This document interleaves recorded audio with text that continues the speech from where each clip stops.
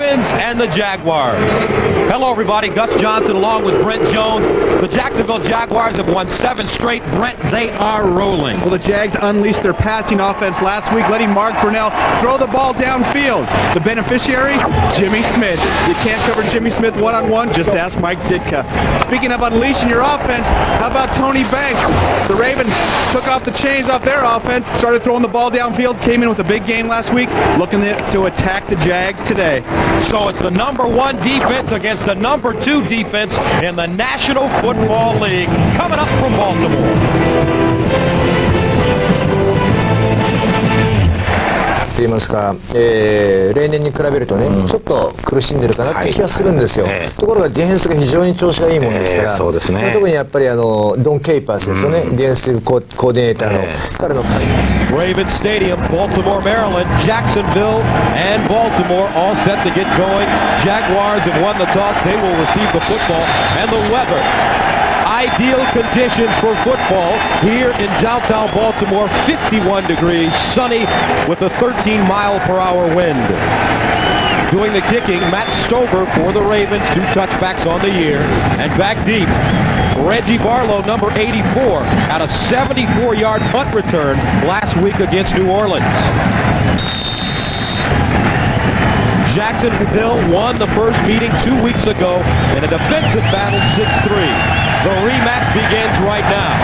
This will be Stacey Mack, and he takes a knee, rather he runs it out.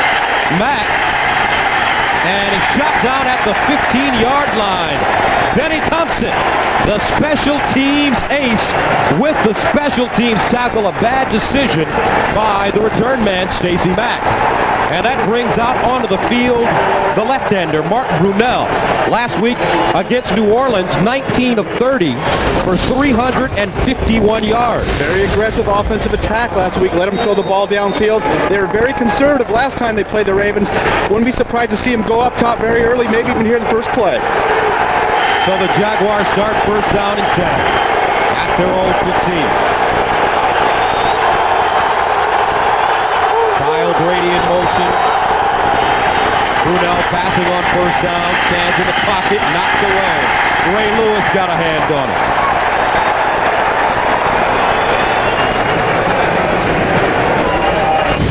Offensively for the Jaguars, they're awesome up front, especially at tackle Boselli and Searcy, along with Coleman, Wade, and Wiegert.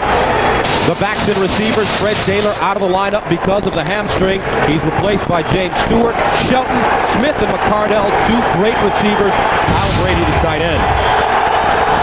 Second down 10 over the right side, and Stewart gets up to the 20-yard line. Corey Harris with the tackle. The Baltimore defense, they are the #2 defense in the National Football League. Up front, Burnett, Webster, Siragusa, and Mike McCrary. The linebackers, Ray Lewis at only 24. He's the best in the NFL. Cornell Brown replaces Peter Boulware along with Sharper. And in the secondary, the corners, the youngest in the NFL, Jenkins and McAllister, Woodson, Herring are the safeties. Third down and 7.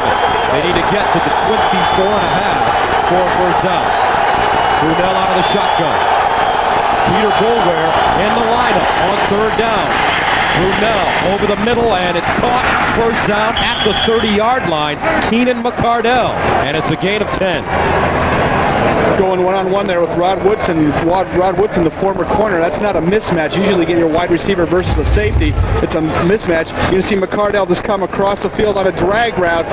Got to get the depth to get that first down. Mark Brunell puts it right in stride. That's the difference. Catching the ball while you're in stride enables McCardell to get up and get that first down. Jaguars with room at the 29.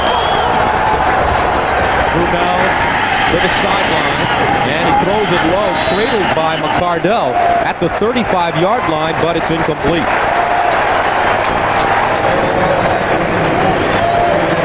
And the last time these two teams faced each other, Brent, you talked about Mark Brunell 2 weeks ago. He was 20 of 29, 118 yards passing. Yeah, they haven't been throwing the ball downfield as much, and I think part of that problem is he pulled a muscle there in his rib cage and had some trouble, some tenderness throwing the ball for the last 3 or 4 weeks, and it's really come around here in the last week or so, and you're going to see him being able to throw the ball further downfield. Second down 10. And hand it off. Flags on the play. James Stewart running the football.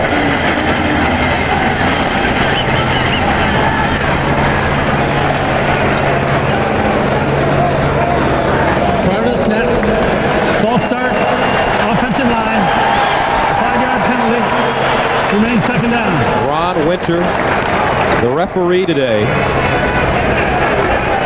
And that's one of the advantages this Ravens defense is going to have today. Playing at home, sellout crowd, boisterous. It's going to be tough for Jacksonville to check off and hear those signals that Mark Brunell's giving there at the line of scrimmage. Second down and a long 15 from the 24. Brunell once again out of the shotgun. They load up the top of your screen with 3 receivers. Flag again. Brunell breaks contain and fires it out of bounds.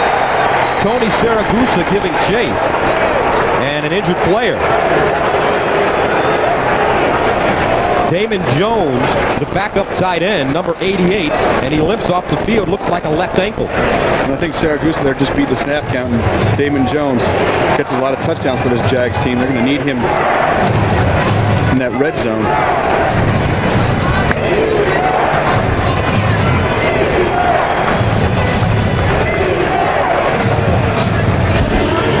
Offside, defense, right tackle, 5-yard penalty, remains second down. And the right tackle should be Tony Saragusa, number 98. So second down and 10 from the 29. Out of the I formation. They hand it off. Jones running over the left side, and Jones tracked down Jamie Sharper, and he is having a Pro Bowl type season. He's kind of like the third linebacker on this team with Ray Lewis and Peter Boulware, but this young man playing great football. Here you're going to see Sharper, big flow linebacker, a lot of speed at the linebacker position here for the Ravens. Tough to get outside. In fact, Tom Coughlin told us they're going to have more pitch plays today to try to get outside quicker, beat those linebackers to the corner. It's tough when you got guys like Jamie Sharp in there. Great speed. Brings up 3rd and 8 from the 31. They need to get to the 39 for a first down. 3-man line for the Ravens. Brunell, quick strike, caught Jimmy Smith down the sideline. A first down and some as he gets into Ravens territory. A gain of 24 yards. And you're going to see Jimmy Smith getting a little bit of a cushion from McAllister, the rookie cornerback, giving him a little bit of room. Jimmy Smith, he knows, got it, give it to me right now. Brunell, good 3-step drop, and McAllister just misses. Jimmy Smith gives him a little limp leg. Let that inside leg go limp. Cornerback just misses, he gets upfield. Jimmy Smith last week against New Orleans, 9 catches, 220 yards and a touchdown. First down from the Ravens 47. Opening drive for Jacksonville. Brady in motion. They pitch it. Jones can't get outside. Goes nowhere. Rob Burnett leading the way. Cleaned up by Ray Lewis. And that's going to be a big battle today. Rob Burnett versus Leon Searcy. Burnett getting a lot of penetration right here. Coming now, getting into the backfield. Penetration destroys run plays. You're going to see him go right through that tight end, right into the backfield. Actually, Freddie Jones. And when you get a tight end, you watch his reaction. He says, no tight end can block me. Don't even try it. And Rob Burnett having an outstanding season as well. 2nd and 14 from the 49.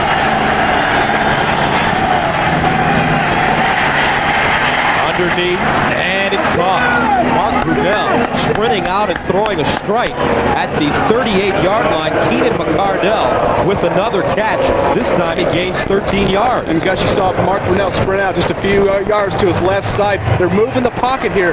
The Jacksonville Jaguars are here early. That's because last time they played this Ravens team, Ravens had 6 sacks, put a lot of pressure on Mark Brunell. He seemed to be throwing off his back foot all day. Right now, they wanted to get out to the fast start. You can see right there, Brunell 3 of 5, 46 yards, having some confidence here in the passing game. Ravens defense gave up 31 points last week against Cincinnati in the win. 3rd and short from the 38. Here's Stewart. Slips down. He won't get it. Tackled at the 40-yard line. Saragusa in on the play. And we were on the far side of the field this morning. It's much more slippery on that far side of the field. Watch Saragusa right here, number 98 at the tackle position, getting up, getting penetration. Penetration stops the run, takes up linemen that are trying to pull, and you got McCrary in the backfield. And you know Mike McCrary's going to always penetrate. Brings on Brian Barker, who has 25 punts inside the 20-yard line this year. 3 off the team record. And this one, fair caught inside the 15, a 28-yard punt.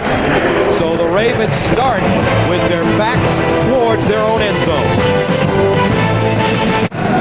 Standings in the AFC Central, Jacksonville with the best record, but Tennessee, they're right behind them. Titans are at Cleveland today. Pittsburgh at home today against Cincinnati. First down and 10 for Tony Banks and the Ravens from their own 13-yard line. Chuck Evans, the lone setback. Banks passing, double pump, down the sideline, caught! Inside, picked up. What a play. Ravens have it at the 25. He lost it, got it back, gain of 62.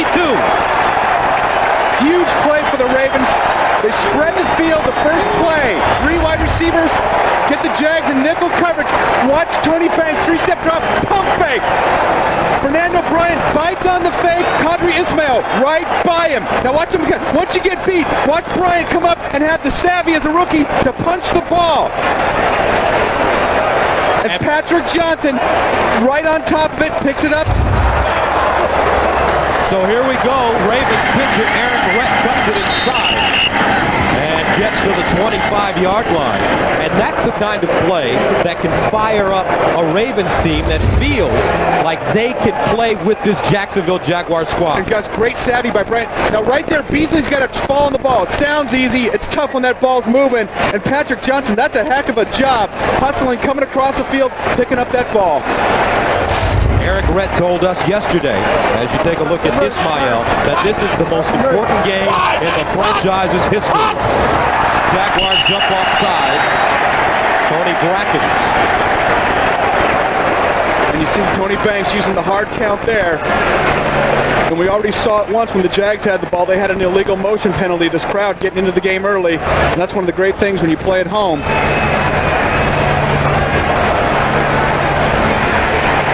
Offsides against Jacksonville.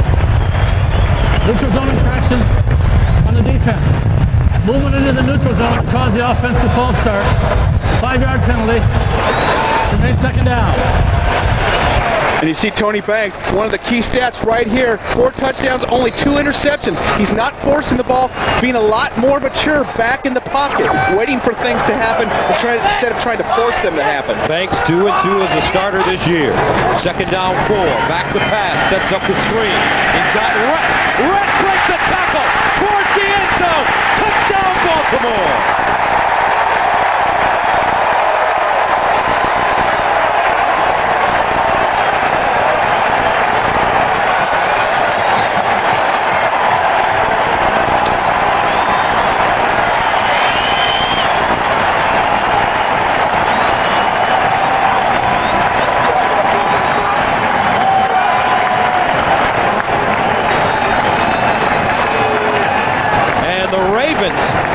Storm out of the gate.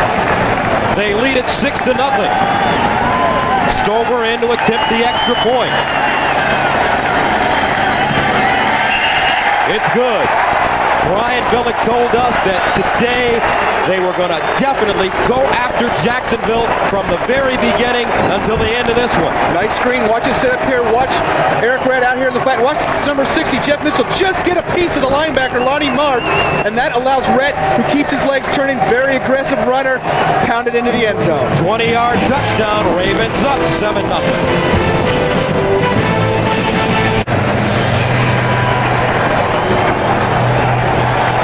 Watch the center, number 60 for the Ravens. Reach his hand back right here and catch the linebacker, Lonnie Martz.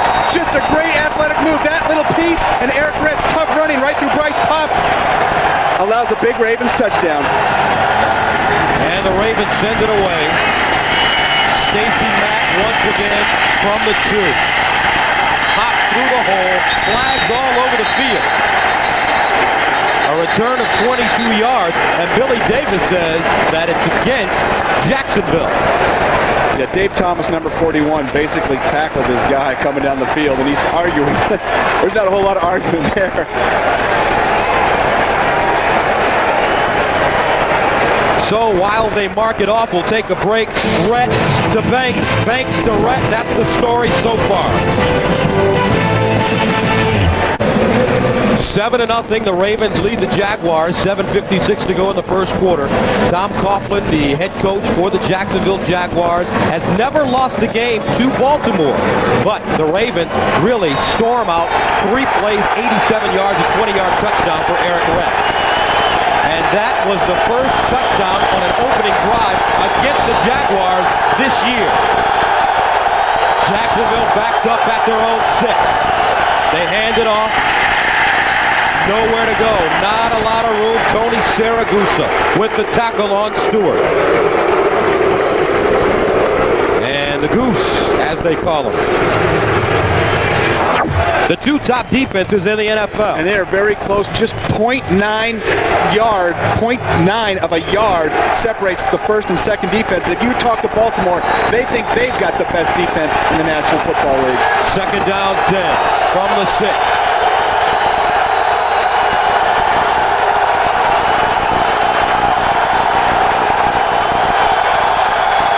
Brunell passing out of his end zone. Underneath, caught Jimmy Smith at the 20-yard line. First down, Jaguars. Tim Herring with the tackle, but it's a gain of 13 yards. Big completion for Jacksonville to get it out of there. And Mike McCrary, you're going to see him get pressure at the top of your screen. I think he slips on that black paint in the end zone. You're going to watch Smith come across the field. Brunell puts it right on the numbers. Big play, matchup versus Kim Herring. You're going to take that anytime. Here's Stewart with a big opening. Up to the 30, tumbles forward, chopped down by Chris McAllister, but he gained 9 yards on the play. Now, what's the difference, Brent, between the running of Fred Taylor and the running of James Stewart? Well, Fred Taylor's more of a cutback runner. He can explode and score from anywhere on the field. James Stewart, more of a slashing type runner. He needs some holes in there. There weren't any holes the first time these teams played. That was the biggest hole thus far. Second down and 1. Play action, Brunell in trouble, gets it off, pressured by number 99, Michael McCrary. Now let's check in with Jim Nantz in New York.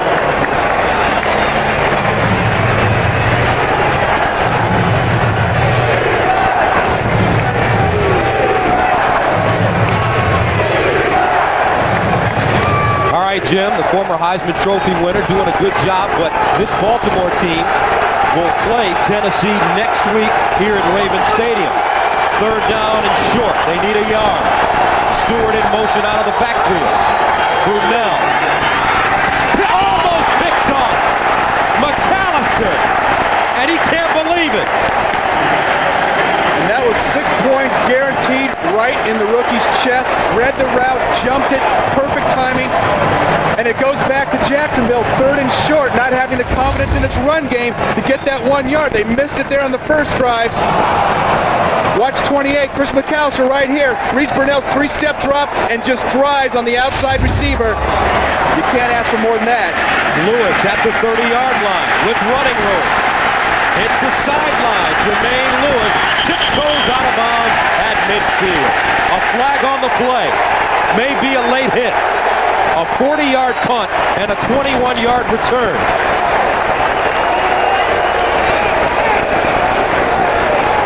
Jermaine Lewis went to the Pro Bowl last year as a punt returner. And I think Stacey Mack takes a shot at him out of bounds.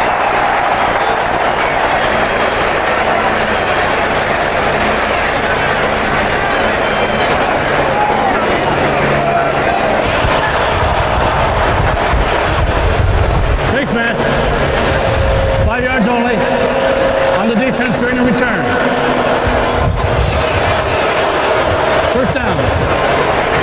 So Tom Coughlin a little upset. Ravens have great field position.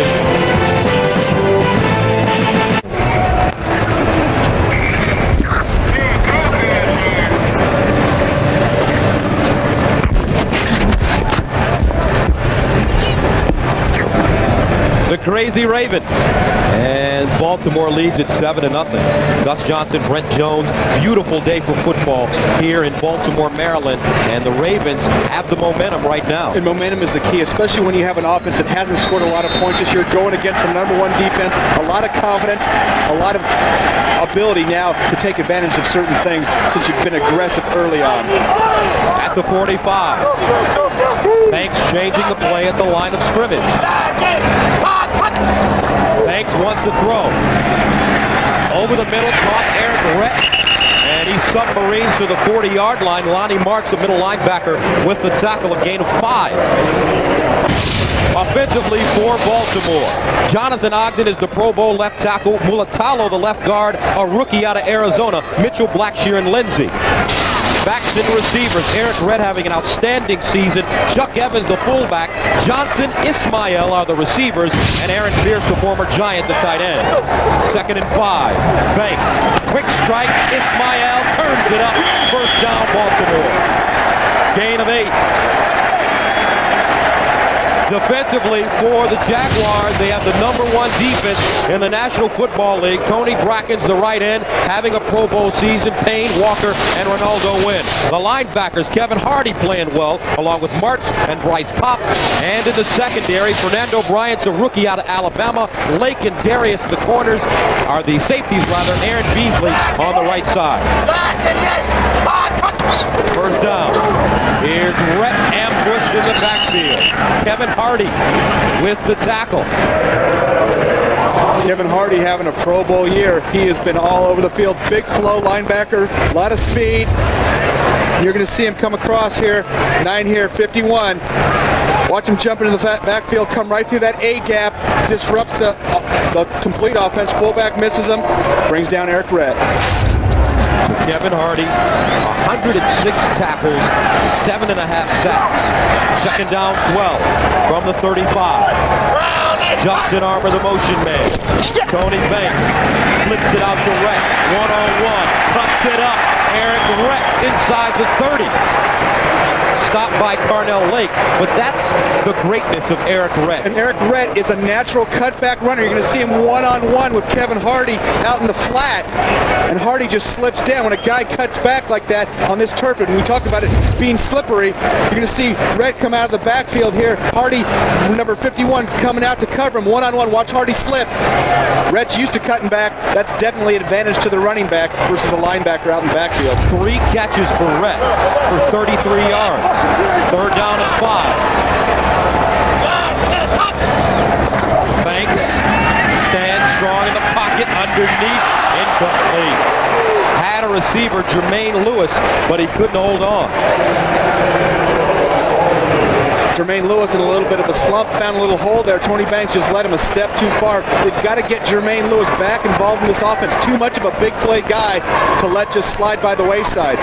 And I talked to Tony Banks on the field prior to the game starting. He said this Jacksonville group of corners is very aggressive. They're going to go after him, especially the rookie Fernando Bryant. You saw him hit him on the first series. They're going to keep throwing the ball downfield. 46-yard field goal attempt for Matt Stover. They got it down. It's up. And just good. 46-yard field goal. Tom Coughlin's team in a little hole here in Baltimore. 20-yard touchdown from the man on the left, Eric Rett. And the Ravens lead it now 10-0. Matt Stover, 46-yard field goal, 6 plays, 17 yards. Stover kicking off. Barlow and Mack back. This time Reggie Barlow from the 15 with the seam. Barlow over the 30-yard line up to the 33. Abafemi Ayanbadejo with the tackle. Here's Jim Nantz in New York.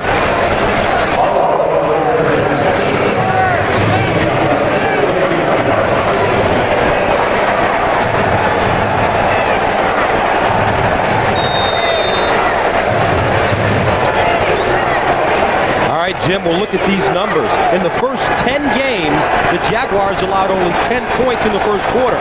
The Ravens have 10 already. And we have 3:10 to go. From the 32. Brunell going down the field for McCardell. Broken up. The rookie again. Chris McAllister.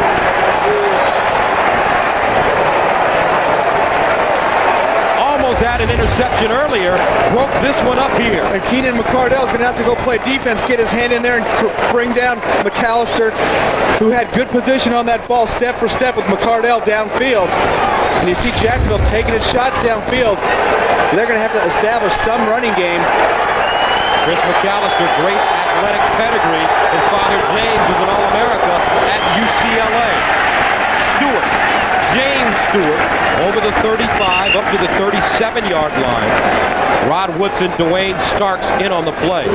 James McAllister, Chris's father, who's a personal trainer now in California. What an athlete his father was. Take a look.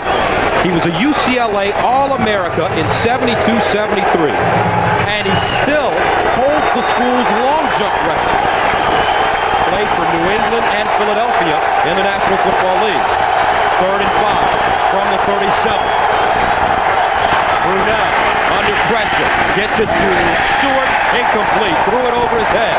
And the Ravens force the Jaguars to punt it away again. The big three were right back in there. Brunell facing pressure from McCrary, Burnett, Boulware. Just a little frustrated about not getting that ball out there a little sooner, a little more accurate. So Brian Barker, who had 8 punts inside the Ravens' 20-yard line in the first game 2 weeks ago. Punting, and Lewis fair catch signal at the 12-yard line. Flag on the play. 51-yard punt.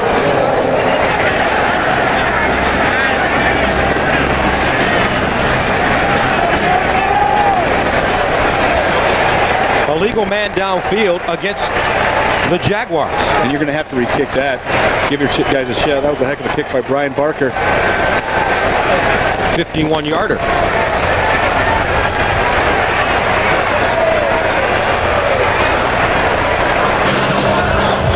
Number 26 in the offense, illegally downfield prior to the kick, 5-yard penalty, repeat 4th down.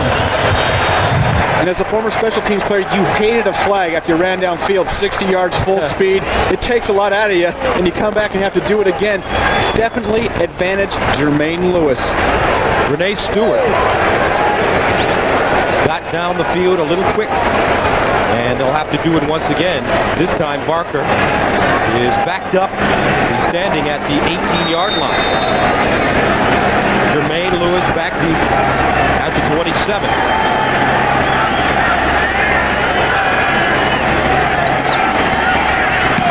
This one off the side of his foot. Jermaine Lewis fair caught at the 31. A 35-yard line drive. Be watching that show, working off those calories. Yeah, I know, man. Kind of crowd in the booth today. I know. Sit next to you all year. Fast start for Tony Banks and the Ravens. They're up 10-0 from the 31. Play action Banks. Sets up. All day to throw the football. And it's broken up. Aaron Beasley got a hand on it, but Tony Banks had an eternity to throw the ball. And that's going to be a big key to the game today. Protection for both teams. Watch the Ravens form a nice pocket for Tony Banks. Jonathan Ogden shutting down Tony Brackens, and he's just standing back there. Take a shower and a shave. And he didn't see that much time the first time they played around in Jacksonville, I guarantee you.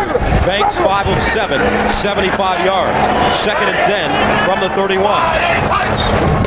Banks again, straight drop. Here's a screen. Chuck Evans with running room and tripped up at the 36-yard line. Aaron Beasley. Aaron Beasley making a nice open field tackle there.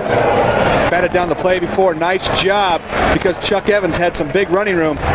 We've talked about Aaron Beasley before this year. He was a marked man last year. Teams went after him. Really spent a lot of time getting his game together, working on his weaknesses this offseason. Came back a new player, very aggressive. Done a great job, especially in this man's scheme. Dom Capers brought a lot of confidence to this Jacksonville defense. Third down 5 from the 36. They need to get to the 41. Banks on the play fake. Blocked at the line of scrimmage. Incomplete.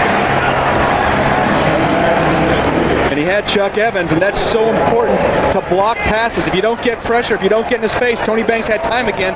As a defensive lineman, you got to get up, get your hands up, knock down that ball, because that would have been a first down. Bracken's got the big hand up. And now the Jaguars will get it back. Reggie Barlow standing at the 22-yard line. Kyle Richardson in the punt.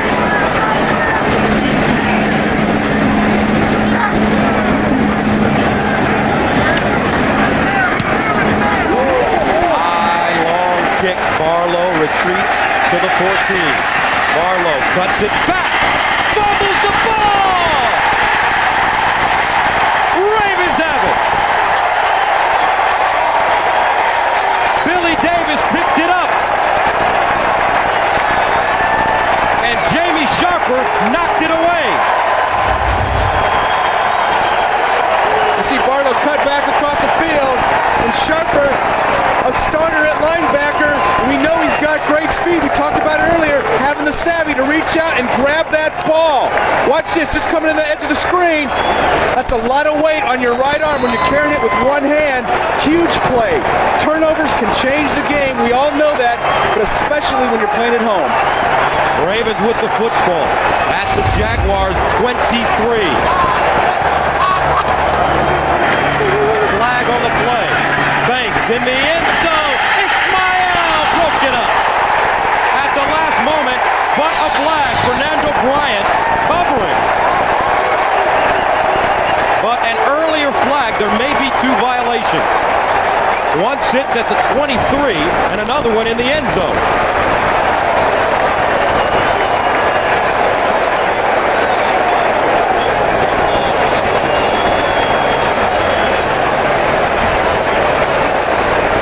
Trying to sort out these plays. We're going to hear it right now.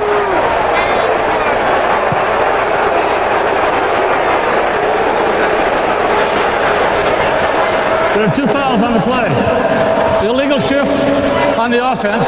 2 men moving did not set prior to the snap.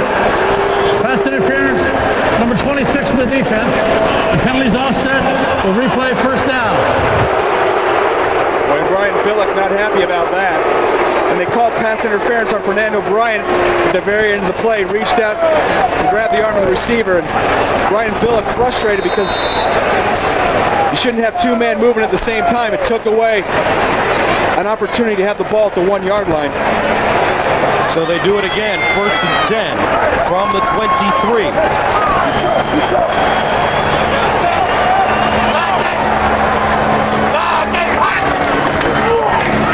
Chuck Evans. Chuck Evans. Down to the 10. 12-yard gain.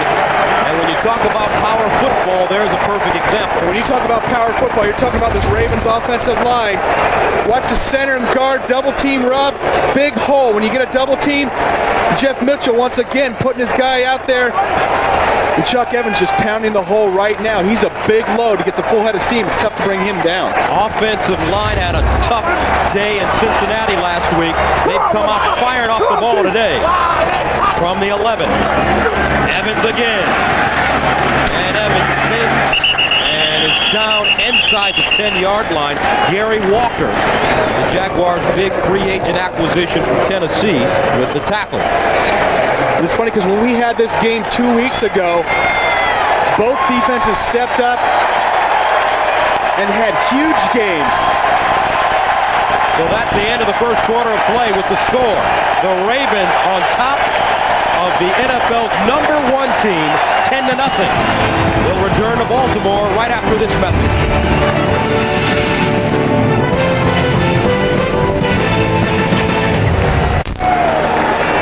surprise, surprise, the Ravens lead the Jaguars 10-0.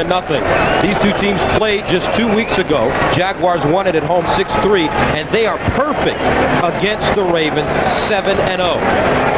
Eric Redd told us this turn around the franchise would be the biggest franchise win in Ravens history if they could pull it off today.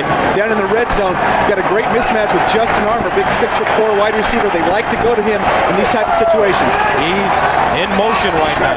Second down 9 from the 10. Banks sprinting out. Tony Banks. And wrapped up, dropped the ball. Fumbles it at the 15-yard line. And the Jaguars have it. And that is something that Tony Banks has stayed away from, and it's been something that has haunted him his whole career. Ball security when he gets out of the pocket. You're going to see him get out of the pocket here. You've got to hang on to that ball. You know you're going to take shots. And Tony Brackens just strips the ball from him while he's going down. So Banks turns it over, and the Jaguars dodge a bullet.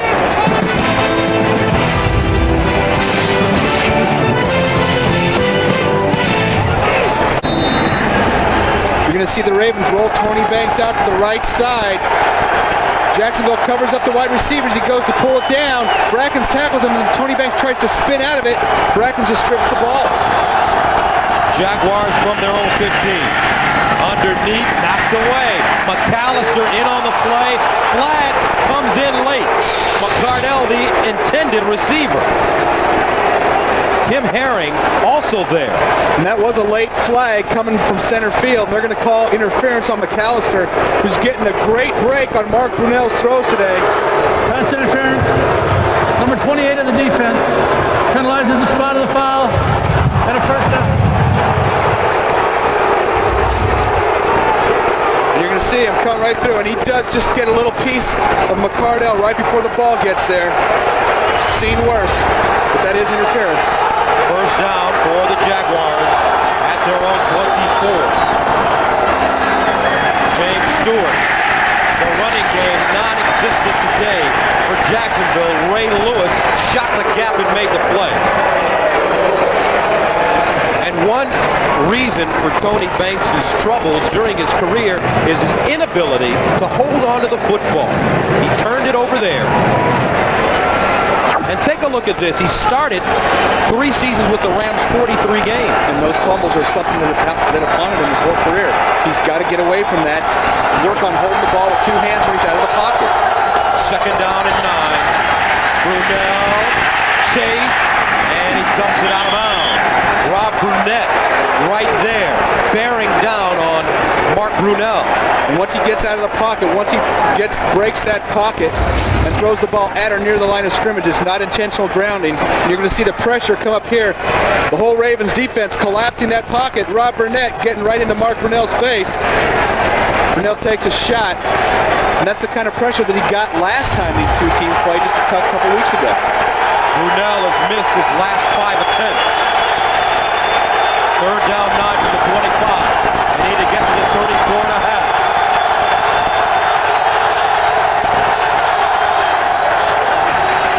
Brunell down the seam, caught. Brady. Kyle Brady gets to midfield. Kim Herring with the tackle, but he picks up 24 yards.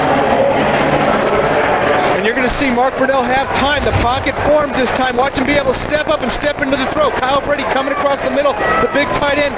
Brunell puts it right on him. Now watch this. Boom! Right over Kim Herring. Kim Herring says, I'm just going to grab onto an ankle. That's the only way you can tackle a 275-pound monster rumbling down the field. Kyle Brady, the former New York Jet, says he'd like to catch more balls, but he played collegiately for Joe Paterno, and he understands the team game. And when Brunell can find him, he'll take it from the 49. Brunell caught again, this time at the 35-yard line. Jimmy Smith, a gain of 16.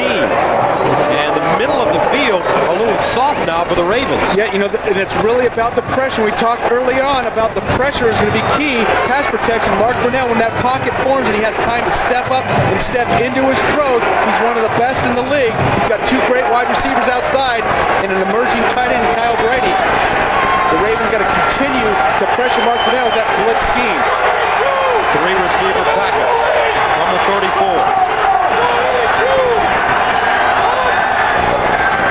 Brunell, sideline, Smith, nice fingertip catch, out of bounds at the 25. And you see the Ravens play a softer zone here the last 4 or 5 plays, called out that blitz after they got Brunell out of the pocket here 4 plays ago.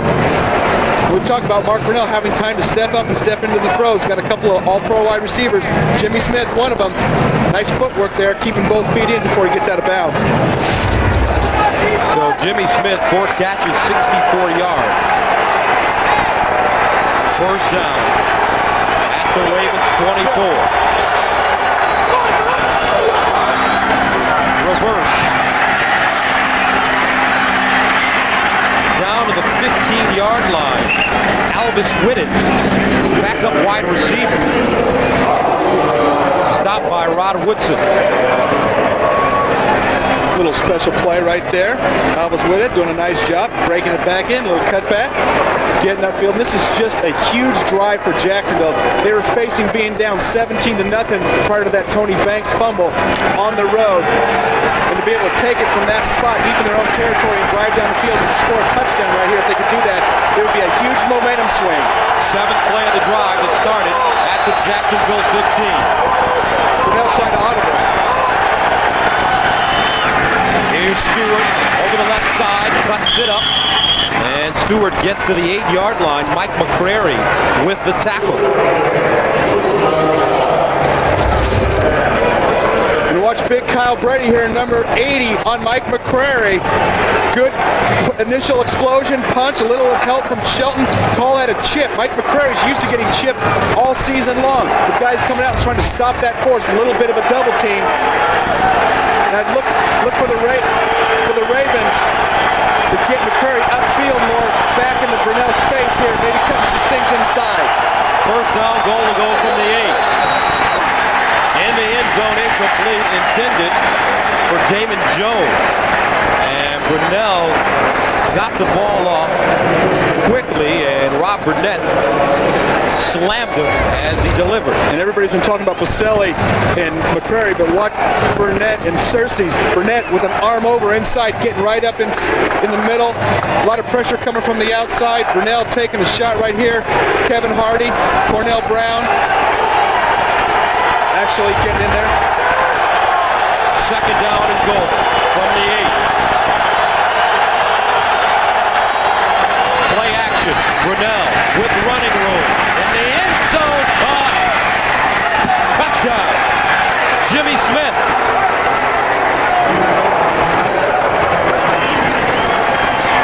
And the Jaguars claw their way back. And that's a huge momentum swing. Jacksonville gives them some confidence, march it right down the field. Jimmy Smith doing a nice job of being patient. Keep going. Mark Brunell comes out of the pocket. All the receivers covered initially. You see Jimmy Smith's going to be able to work back out toward the end line. Deron Jenkins thinks that he pushed off a little bit. Mike Hollis in to attempt the extra point, and it's good. Jimmy Smith, 5 catches, 71 yards, and a touchdown already. And watch him work. Watch Jimmy Smith one-on-one with Deron Jenkins coming trying to come back around the back of the end zone. Little push there. That's okay. They didn't call it. Nice job. Touchdown.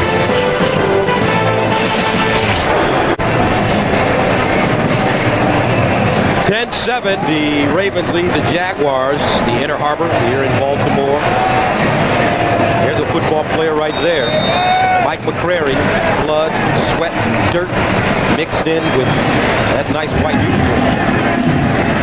Jaguars send it away in the end zone from the goal line. It's Corey Harris. Corey Harris with the hole. Corey Harris still running, and he's down at the 35-yard line. A return of 65. And we talked about the momentum swinging to Jacksonville with that long drive. And with a big return like that, the momentum swings right back into Baltimore's favor. Watch Corey Harris come up right here. He sees the hole. Watch him hit it right now. Accelerate right through that hole. Turn it on the speed. Little shake and bake, juke. Runs right over the kicker. That's what you got to do as a return man. You can't let the kicker catch you. And Jason Kraft ends up running him down. So the Ravens have it at the Jaguars 35. 10:23 to go in the second quarter. Justin Armour in motion. Eric Rett. And Rett goes down at the 33-yard line. An interesting note in the first game between the Ravens and the Jaguars, the average starting field position for this Ravens team, the 19-yard line. Now the field position much better today. Well, even what's much better today as well is there were almost no big plays 2 weeks ago when they played that game. A tremendous amount of big plays here. Big returns, big passes, big defensive hits. Second down and 8 from the 33-yard line. Chuck Evans. And he's tackled from behind. Joel Smengi with the tackle. Ravens Stadium, Baltimore, Maryland. AFC Central battle between the Jaguars and the Ravens. And Baltimore started strong, going 3 plays as they scored with Tony Banks finding Eric Rett on a 20-yard screen pass, followed by a 46-yard field goal by Matt Stover. Jacksonville, though, returned an 8-yard touchdown, Mark Brunell to Jimmy Smith. And we're at 10-7. Third down 6 from the 31. They need to get to the 25 for a first. Flags on the play. And that's going to be against the Ravens. It looks like Jeff Mitchell, the center, didn't snap the ball on the count because the whole line was moving except for him. Prior to the snap, false start, number 61 of the offense, 5-yard penalty, third down. Everett Lindsay, the right tackle. Monday on CBS, it's an all-new night of comedy, beginning with The King of Queens, followed by an all-new Ladies' Man. Then Monday's #1 comedy, Everybody Loves Raymond, and an all-new Becker, plus the new hit drama Family Law, Monday on CBS. Third and 11 from the 36. They need to get to the 25. Tony Banks fires underneath, incomplete. No flags on the play, intended for Qadri Ismail. Fernando Bryant, the rookie, covering. And that was a big opportunity for Baltimore to really stick it right back down in Jacksonville's face. And now they're going to have to punt after that great return. And that's what Jacksonville has done time and time again this year, relied on their defense to make a big stand. So you don't give your kicker an opportunity to kick the football with the ball sitting at the 36-yard line? I think it's just too far at that point. 53-yard field goal with these kind of slippery field conditions, it might be a little too much. Richardson, high spiraling kick, heading for the end zone. And the fans not happy with the decision. And that's one thing. It's one thing if you get it inside the 10. Touchback, and they'll start it at the 20. Ravens up 10-7.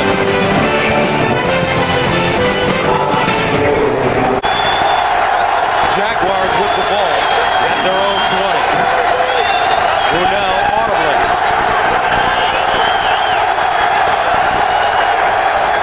Brunell incomplete, intended for McCardell. Brian Billick elected not to go for that field goal. Would have been a 53-yard field goal. Matt Stover kicked a 50-yarder last week to win the game at the end of the game versus Cincinnati. This is a game about field position. It's a 50-50 shot over 50 yards, and Brian Billick didn't want to give the Jags the ball at the 43-yard line because Matt Stover can make that field goal. Second down and 10 from the 20.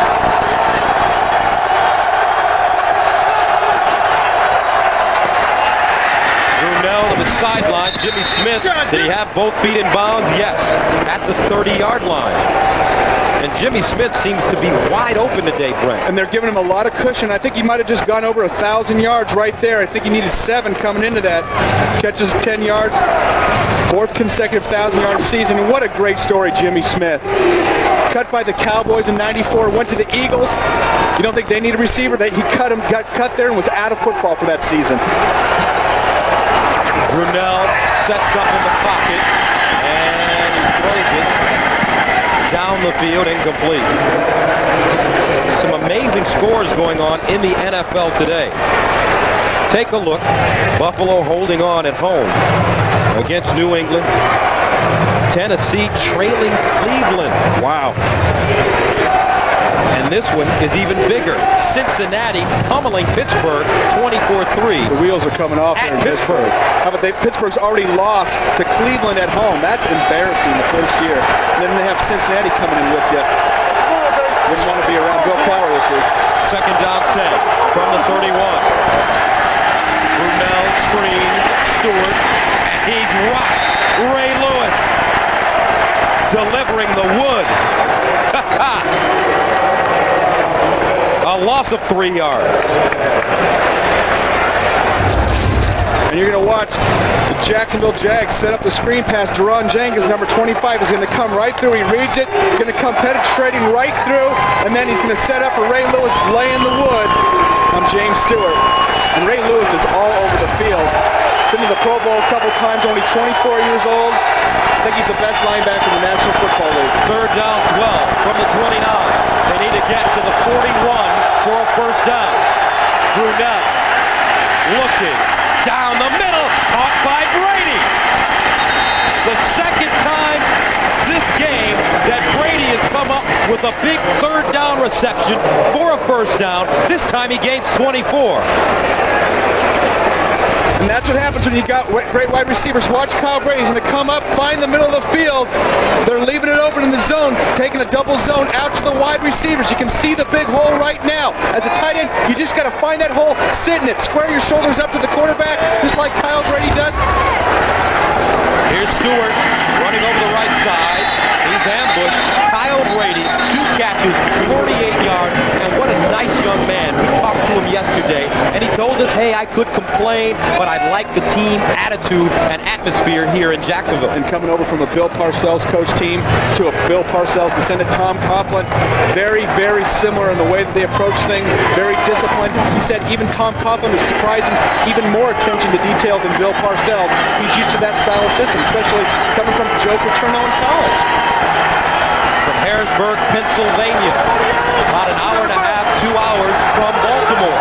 2nd and 10 from the 47. Brunell got it away. McCardell slips incomplete. Jenkins beaten on the play. And Brunell almost made a perfect throw under duress. He was under a lot of duress. You're going to see Keenan McCardell just have a feet slip right from under him. He was bearing down on that ball. Talk about bearing down on somebody. Mark Brunell taking a shot. And you were on the field earlier, as you usually are, kicking field goals. What's the field condition? It's very slippery right down there right now.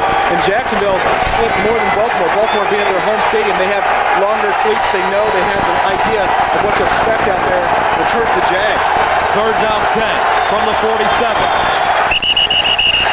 Somebody on the Jaguars line moved. I believe it was Kyle Brady.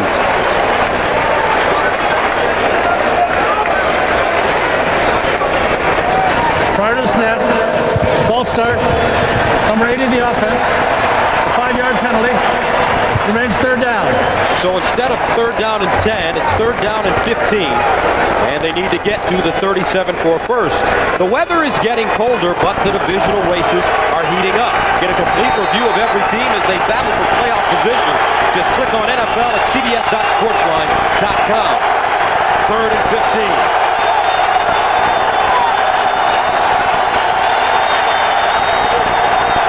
Here comes a blitz. Picked up. Brunell under pressure. Brunell. Mark Brunell goes down.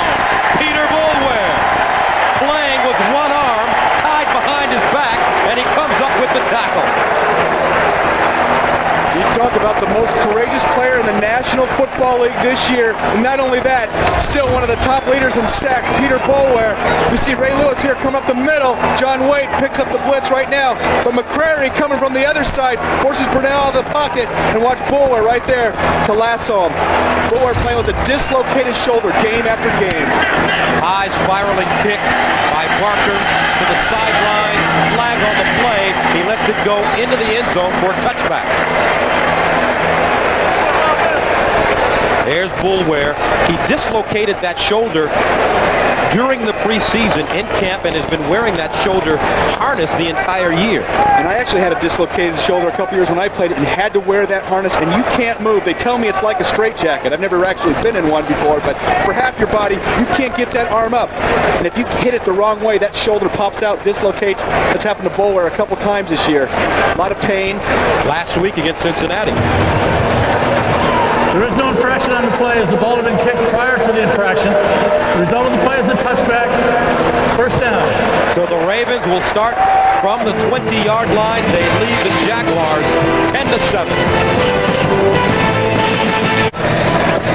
Terrific day in the charm city of Baltimore, and the Ravens leading the Jaguars 10-7. 5:38 to go in the second quarter. Ravens with the football, first down, and 10 from their own 20-yard line. Eric Rett, the deep back. Chuck Evans, the up back. Play action, Banks down the middle, incomplete. Put a little too much hot sauce on that one. Intended for Justin Armour. Don't forget, coming up, the season premiere NCAA basketball as number 10 Kentucky takes on the Indiana Hoosiers. Two great coaches, Bubby Smith from Kentucky, Bobby Knight from Indiana. Saturday, 3:30 p.m. Eastern Time on CBS. Big win for Indiana earlier this week. They knocked off Temple, ranked in the top 5. Second and 10 from the 30.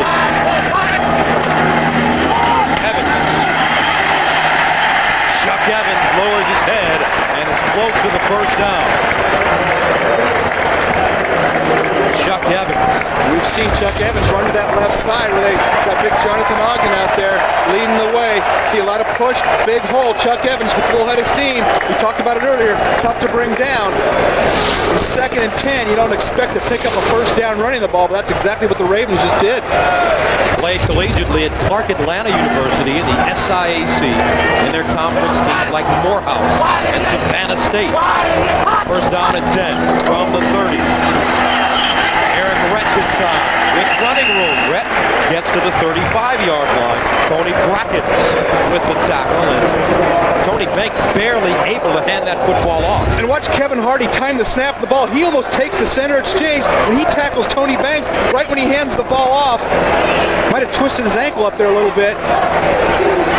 Kevin Hardy shooting through that A-gap right between the center and the guard. Right now.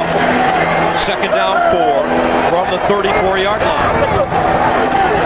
Banks, Armour, looking to get outside and does. Armour inside Jacksonville territory. A slick-looking play right there. You know, they were playing off coverage on Justin Armour, and he caught the ball turned outside. And you're going to see Patrick Johnson. And you're going to see him come into the screen right here, catch the ball right now. Carnell Lake coming on the blitz. Banks reading it. What Patrick Johnson with the block outside on Fernando Bryant. And it's not a pick. Johnson was blocking after the ball was caught. Great job of hustle. Good blocking by Patrick Johnson. Banks again to throw. Underneath, caught by Greg DeLong. And he leans forward and gets close to the 35-yard line. Carnell Lake with the tackle. And how about the play calling by Brian Billick right now? Tony Banks, strong arm, fires it in there. There's coverage right now. Big Greg DeLong dragging some defenders and reaching out for that first down. Just missed it by half a yard. Partner, you were reading my mind. You like Brian Billick's play call? I certainly do. Mix into that. Second down and short from the 37. Tony Banks, sideline. Ismail makes the reception. They are really getting into a rhythm right now. And Tony Banks in the receiver. And I'd love to see second and short. Just don't pound it in there for a first down. Take a shot. Here's Ismail versus Busy off, setting it out. Now watch him keep his feet in. Drag that second foot. Beautiful. Padres really worked hard at perfecting receiving. He's coming in and out of breaks better, setting up defensive backs, really being crisp on his routes, has caught the ball much better this year. Did not catch a pass all of last season while playing for New Orleans. First down for the Jaguars, 27. Chuck Evans. And Evans dragged down inside the 25 at the 23. Ronaldo Wynn with it stopped. And Brian Billick told us a couple weeks ago when they played this game, hey, we were just going to try to keep it close, be very conservative, take it into the fourth quarter, maybe let a field goal decide it. Then he told us yesterday they're not going to approach the game like this. They're going to be very aggressive, go after this Jacksonville defense, let Tony Banks open up the air show. And that's exactly what they've done today. But Banks has to take care of the football. He's already fumbled once inside the 30-yard line. 2nd and 7 from the 24. Quick strike, Armour again. Justin Armour down to the 15. First down, Baltimore. You're going to watch Justin Armour in the slot, sneak inside Carnell Lake. It's tough man-to-man, but when you've got a big guy, does a great job of using his body. 6'4", great possession receiver. So the Jaguars down to the Ravens, 10-7, 2 minutes to go. That's all coming up on the NASDAQ halftime report. And Tony Banks has been distributing the football. 5 different receivers have made catches. First down from the Jaguars 15. Banks under pressure. Banks throws it out of bounds, incomplete. Tony Banks, instead of taking the sack, just throws the ball away. He can do that once he breaks the pocket. He didn't want to take that sack right there. And I love that throwing on first down again. And this is the most aggressive we've seen this Baltimore Ravens team all year. 10 of 16, 126 yards, including that 20-yard touchdown pass to Eric Rett. 2nd and 10.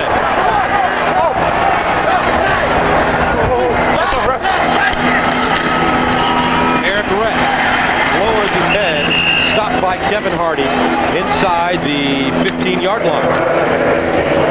Kevin Hardy has been all over the field today, and he's a weak side linebacker. That allows him to roam the field, flow side to side. He's got great speed, great instincts. You've seen him come through the A-gap on a blitz. You've seen him come across the other side of the field and make the tackle. He is having a Pro Bowl season, hands down. So each team with a full complement of timeouts. What do you run when you're taking on a team like Jacksonville inside their 20-yard line? I think you got to get the tight ends involved when that red zone gets tighter when you're inside the 20. And a timeout called by Baltimore. They want to talk things over, leading at 10-7. Ravens lead at 10-7, 1:11 to go, second quarter. They have the ball at the Jacksonville 13-yard line. Get into Brian Billick's head right now. What do you run down here? Well, it's tough to get a lot of stretch from your wide receivers, and so you got to get your inside guys, the slot guys, or the tight end involved, getting matchup maybe one-on-one versus a linebacker or safety. And I've said before, I like Justin Armour, the big wide receiver down here as well, size advantage. No tight ends on the field right now. There's Armour in motion. Banks fires it in the end zone and out of the end zone. Nobody open. So the Ravens now 0 for 4 on third down conversions. But a wise decision by Tony Banks, refusing to turn the ball over, and now they'll have a chance to go for 3 points. And that's been one of the big things for Tony Banks, the maturity level here the last 3 or 4 weeks. We've seen him. Don't try to force the ball in there, make a bad throw, leading to an interception. Take the 3 points, go into the locker room at halftime ahead. Stover in to attempt a 31-yard field goal. It's good. A minute to go in the second quarter, and the Ravens take a 13-7 lead over Jacksonville. Coming up in the second half of today's doubleheader, Bill Parcells' resurgent Jets battle Peyton Manning and the 8-2 Indianapolis Colts. That's next on CBS. Peyton Manning, my NFL MVP so far. Well, that's nice that you took Peyton under your wing. I'm sticking with Kurt Warner and the Rams, though. But it'll be pretty close, I'm sure. Think so? Here's the drive for the Ravens. 12 plays, 67 yards, very impressive. Matt Stover with the 31-yard field goal. That's another thing we haven't seen Baltimore do this year is sustain drives. And it just speaks to how impressive Eric Red has been. They really hadn't had much of a passing game. They played 8-man in the box all year. Red's had to go ahead and get his yards versus a team that virtually hasn't had a passing game. Ravens send it away. Barlow from the 4. Barlow runs into one of his teammates and is down at the 26-yard line. Return of 20 yards. Coming up on the NASDAQ halftime report, Jim, Craig, Randy, and Jerry will get you caught up on all the scores and highlights. Plus, Greg Gumbel and Phil Simms will have a report on the Jets and the Indianapolis game. That's all coming up on the NASDAQ halftime report. And the Jets with a nice young quarterback getting the job done for him in New York. Ray Lucas doing the job, and it'll be interesting to see if he can handle it down the stretch.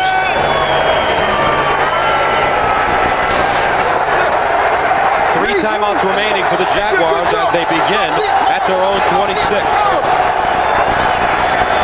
Mark Brunell pulls it down, shuffles, incomplete. Great coverage by the Baltimore secondary.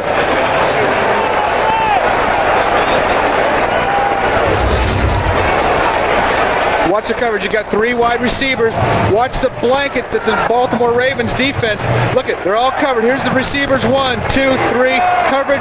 Cover underneath right here as well. There's nobody to throw it to. Plus Mark Brunell out of the pocket. When you go the opposite way, he's a left-hander. It's tough to throw back across the field. 2nd and 10 from the 26. Brunell dumps it off at the 30-yard line. Corey Harris with the tackle. Stewart out of the backfield with the catch as he gains 5. 40 seconds and counting. And the Jaguars decide to call timeout.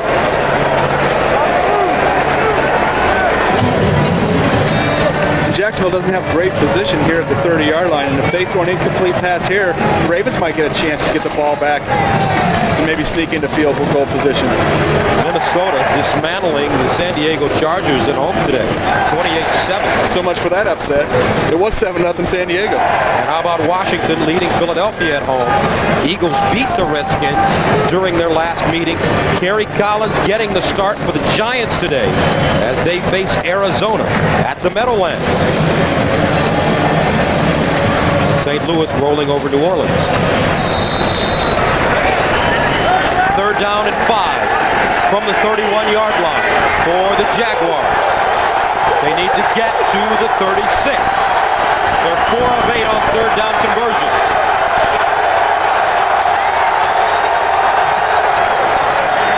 Brunell steps up, wants to run, nothing doing. Peter Boulware. Also Fernando Smith in on the play. And the clock continues to run, 31 seconds. And now the Ravens call timeout. They let 6 or 7 seconds get off. You might need those 6 or 7. Watch Mike McCrary come inside here, number 99, and get pressure right by Ben Coleman. Makes Mark Brunell step up, and then it's all over. Boulware cleans up. You got to account for McCrary every place, every spot on the field, because he is coming after you. And if he doesn't get a sack, he's definitely going to get a pressure, and he's going to make you work. And in the first meeting between these two teams 2 weeks ago, the Ravens had 6 sacks against Mark Brunell and the Jaguars offense. They have 2 today. And how about Boulware having 10 sacks this year, basically playing with one arm? And we talked about how courageous he is. I think he's having a Pro Bowl year as well. In fact, if you put all these linebackers for the Baltimore Ravens in the Pro Bowl, including Jamie Sharper, I wouldn't blink an eye. They are playing spectacular. Jermaine Lewis back deep at the 27.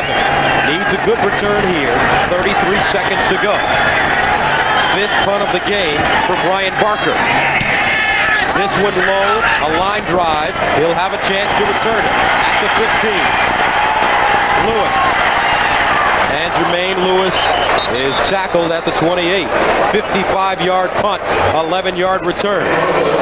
So let's take a look at the timeouts remaining for the Ravens. They have one timeout left, 22 seconds to go in the first half of play. Where do they have to go, Brent, to get into field goal position for Matt Stover? Matt Stover is probably good from 53, 54 yards, so they're going to have to get it down 36, 37-yard line to have a legitimate shot.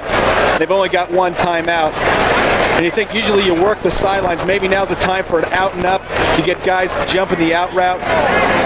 Tony Banks talked about the aggressiveness of these Jacksonville corners, or maybe take a shot across the middle of the field, 15, 20 yards, because Jacksonville's definitely going to be covering up those sidelines.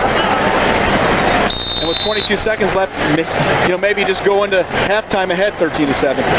So as Brent mentioned, they need to get to the 35, 36-yard line. And they look like they're going for it with 4 wide receivers out there. From the 28. Drop play, Evans. And Chuck Evans to the 30. Tony Bracken's with the tackle, and that should take us to the end of the first half of play. Take no chances. You're ahead at home against what's considered to be the best team right now in the National Football League. And the fans get on their feet.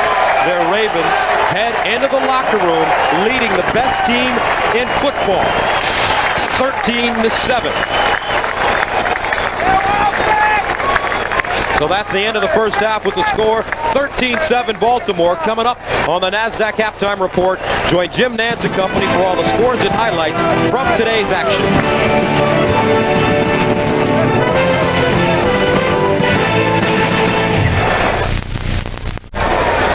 Welcome back to Baltimore. The Ravens lead at 13-7. Gus Johnson and Brent Jones with you. Very interesting first half, especially for the Ravens. Well, everybody expects Jacksonville's offense to come out and show up, but Baltimore's been very conservative this year, and they had a very aggressive play calling, went after Jacksonville's defense, really surprised them, I think, in the first half. You see Eric Brett making a nice catch here on a screen pass, running right through Bryce Cobb. Nice block by center Jeff Mitchell. Brett in the open field. Can't stop him. But now big zip. Here comes Jacksonville. Big turnover. Jacksonville drives the length of the field. Jimmy Smith. Nobody's been able to stop him all year. So Jimmy Smith with a touchdown catch. What does Tom Coughlin have to do to get his offense going a little bit better? Well, he's challenged this offensive line. He told us earlier this week that they got whipped the first time around. And when you say you got whipped, as a player, that's one of the worst things you can say. So I know this offensive line is being challenged. They've got to get some yards running the ball. They can't just sit back and throw. And let's take a look at the statistics from the first half of play. Pretty even, Brent. Pretty even across the board. I thought the big turning point, the Ravens were driving, had the ball inside the 20. Tony Banks fumbled the ball. They had an opportunity to go up 17-0. Would have been a tough hole for Jacksonville to crawl out of on the road. And Tony Banks throwing in the first half of play, 121 yards. I also thought the play calling by Brian Billick, excellent. And I really think that speaks to his confidence in Tony Banks. It didn't let him take the reins off the offense here. The first 2 or 3 weeks, Tony Banks was the quarterback. In the last couple, he said, we're going to be more aggressive. We're going to give Tony more chance to audible, throw the ball down the field. And Tony Banks has really been able to handle that. He's really matured a lot here in the last couple weeks as a quarterback. Ravens will get the football to begin the second half of play. Steve Lindsey kicking it off. Line drive kick. Takes a bounce, heads into the end zone. Picked up. And Chris McAllister, back returning kicks, takes a knee. Ravens Stadium, Baltimore, Maryland. Ravens with 4 wins on the season. Jacksonville, they've won 7 straight games, rather. And take a look at the first half possessions. And those early points were key for Baltimore. They haven't really displayed much of a catch-up offense this year. And so for them to jump out early gave them a great deal of confidence and has let their defense play with a lead. They haven't done that a lot this year either. First down and 10 from the 20. And the Ravens start without their starting tight end, Aaron Pierce. He has an Achilles strain. Greg DeLong takes his place. Here's Eric Rhett turning it up. And Rhett gets to the 25-yard line. Stopped by Ronaldo Wen. Two tight ends already out of the lineup. Last week, A.J. Afadale, who started for the Ravens, injured his knee. He didn't dress today. And now Aaron Pierce out with an Achilles strain. And that could be significant from the standpoint of not being able to run with two tight ends out there. And when you get down into the fourth quarter, you still have the lead. You might want to pound it more with two tight ends. Second down 5 from the 25. 32 yards rushing for Rhett. Here comes the blitz. Hardy shooting through, and he just catches Eric Rhett for a loss. Last week, the Heidi game was voted as the NFL's 10th most memorable game. This Wednesday, find out what's at number 9, only on NFL.com. We talked about the tight end situation. Frank Wainwright, who's the long snapper, actually is the 4th tight end listed, and he's been in there. He's got some experience, so if they get into that situation, he can come in and lend a hand blocking as well. Third down 6 from the 24. They need to get to the 30. Jermaine Lewis in motion. Tony Banks scrambling. Banks throws it out of bounds. And somebody on the sidelines, Ismael, diving to make the catch, and he gets up. And it looks like he's got a stinger in that left shoulder. Yeah, and you're going to see Ismael just standing on the sideline, just trying to keep his feet in. Does a great job keeping his feet in, but doesn't just hang on to the ball. And Tony Banks did a nice job putting it right on him. And when you see that left down, arm holding down right like that, you call the Gus. That's a stinger. Pinched nerve. It's a terrible feeling. Your arm goes numb and your neck and your shoulder muscles really tighten up. Kyle Richardson, third punt, inside the 10. Reggie Barlow back deep. And a whistle. And we saw Ismael come off the field with what looks to be a stinger. And it really only just hurts for a couple minutes there. He should be able to come back. Prior to the snap, false start, number 50 of the offense, 5-yard penalty, remains 4th down. And there's Qadri Ismael on the sidelines, just kind of hunching over. It burns and it stings for a few minutes. And then amazingly, it kind of goes away. Having a great game, 3 catches, 53 yards. Richardson stands at the 5. Good snap. Wobbly kick. Barlow. Fair caught at the 38-yard line. 43-yard punt. 13:20 to go. Third quarter of play. And the Ravens lead it 13-7.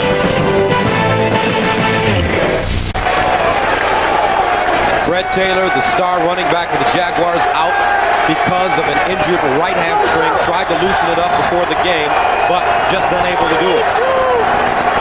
Jaguars take over at their own 39. Brunell. Let it go!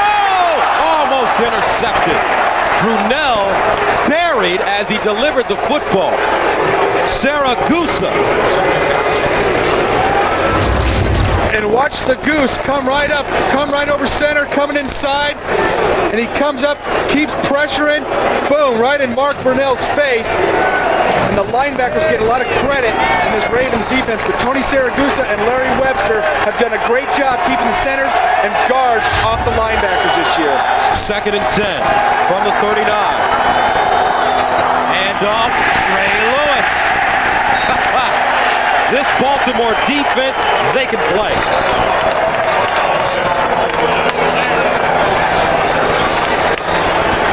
And this defense has carried this Baltimore team all year. You're going to see Ray Lewis shoot the A-gap. There's nobody there.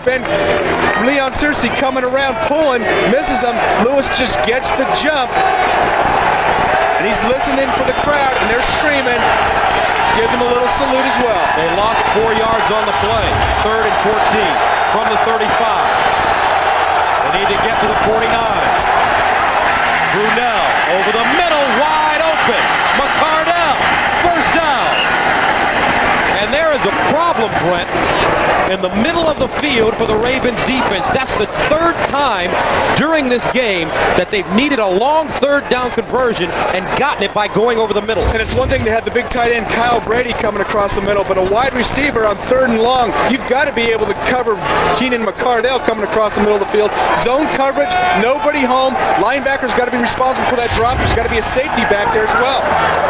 From the 43, play action, Brunell flushed out of the pocket, delivers, Brady all alone, standing at the 30-yard line.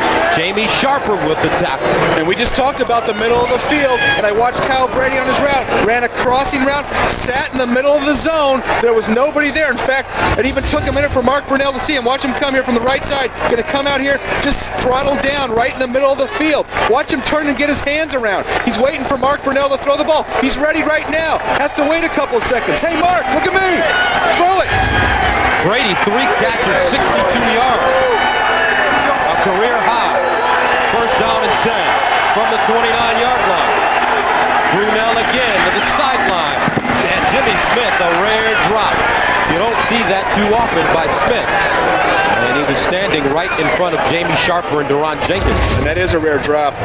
Right there on the sideline, thinking about getting his feet in and just forgets to catch the ball. And something just as rare as a Jimmy Smith drop is Jimmy Smith getting single coverage out there. You saw Mark Brunell change the play at the line of scrimmage. You looked over and saw Jimmy Smith singled up with Deron Jenkins. He said, we got to take that every time we get it. And the numbers on Mark Brunell, closing in on 200 yards. Play clock winding down. It's at 4. They get it off. Brunell over the middle again. McCardell bobbles it and makes the catch. Almost decapitated by Ray Lewis. You got to have some courage to come across that middle as a receiver at 5 yards, because you know Ray Lewis, if he's not blitzing, he's going to be right there looking to ring you up. And the tandem of Keenan McCardell and Jimmy Smith, who they refer to as Thunder and Lightning, look at what they've done. Number 1 in receiving and yards in the NFL since '96. Great compliments to each other. They really make big plays, work great together, great friends off the field. Jaguars need 4 yards. Brunell intercepted. Ray Lewis looking for a block. Drops the ball. And let's see who has it. The Ravens say they do. And yes, the Ravens have the ball. A 17-yard return for Ray Lewis. And the Jaguars turn the ball over for the second time. And you can fool Ray Lewis once, maybe twice, not 3 times. Watch him slide out to the outside right here, step right in front of the ball. And one of the things you're concerned about a defensive coach, you got to protect that ball when you're running with the ball after an interception. Ravens playing tough football. They lead it.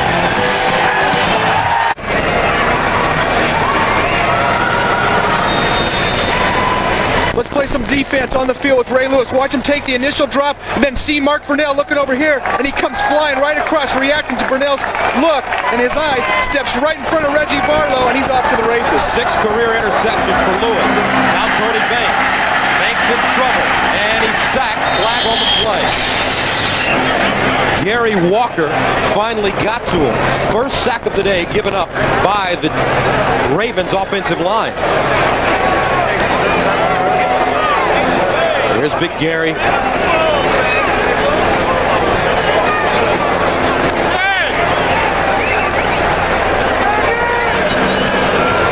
Holding. Number 60 of the offense.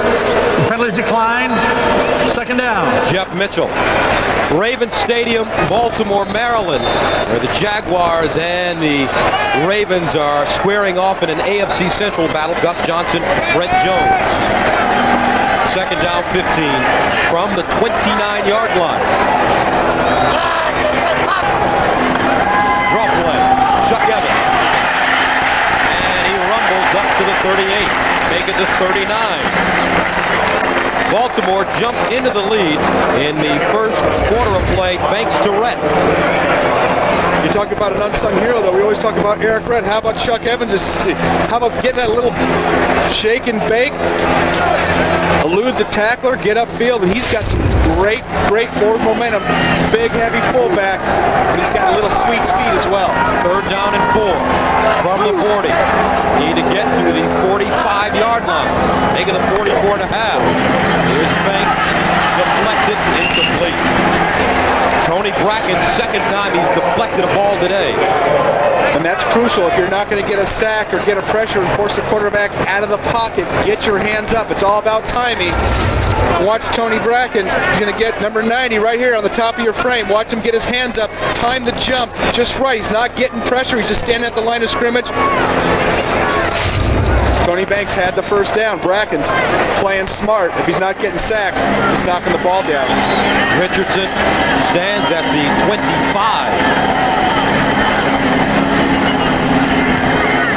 High spiraling kick. Reggie Barlow, fair catch signal at the 20. Flag on the play.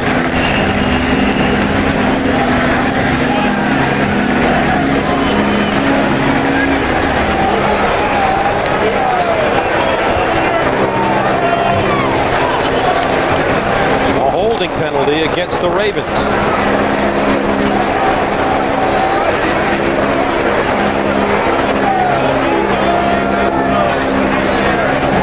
And that'll be a decision for Tom Coughlin and the Jags. I think they might elect to have him kick it again. Give your man Reggie Barlow another shot after that big punt return last week versus the Saints. 74-yard touchdown. Holding. Number 53 of the kicking team. A 10-yard penalty. Repeat 4th down. Tyrell Peters, backup linebacker. Don't forget that the Jaguars blocked a punt against the Ravens 2 weeks ago. They blocked the punt the last time these two teams met in Baltimore last season.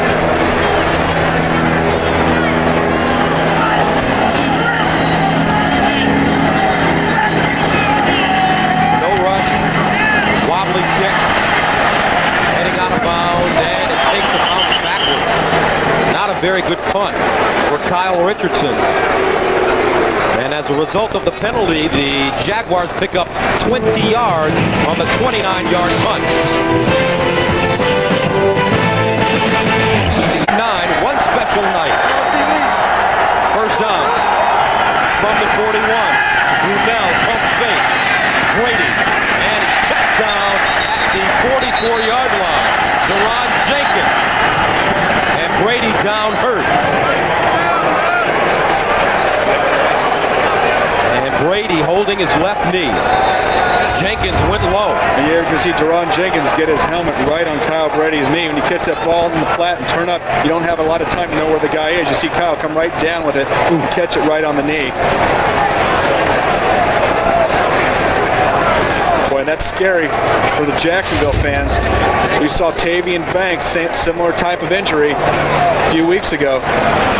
Brady having a big day. 4 catches, 64 yards. Back to Baltimore after this. 2nd and 7 from the 44. Kyle Brady escorted off the field. Is Stewart, and he's wrapped up and taken down by Mike McCrary. Kyle Brady being tended to. Great game for him today. 4 catches, 64 yards. Yeah, it was great to see him get some pressure on that leg coming off the field. When you're up in the air, you can't protect yourself. Right in his left knee, his foot hits the ground. Deron Jenkins comes through and puts his helmet right on it. You're going to see, when you're extended like that, you can't do anything about it. Just take the hit. 3rd down and 8 from the 43. They need to get to the 49 of Baltimore for a 1st down. McCardell, the motion man. Brunell caught and out of bounds. Reggie Barlow with the catch, and he gets the 1st down, gaining 11. Needed 8. Mark Purnell just jumping back to pass, three-step drop, sees Reggie Barlow coming out into the open, running a nice out route. Reggie Barlow's a guy that really has had to step up the last couple of weeks with Tavian Banks, their big third down receiver, out for the season with an ACL injury. First down from the 46.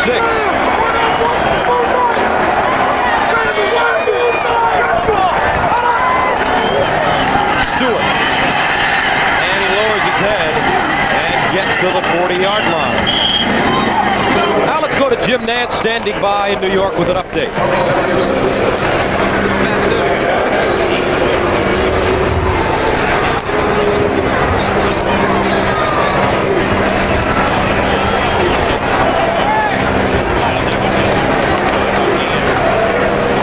All right, Jim, Steve McNair showing that great running ability when he played at Alcorn State.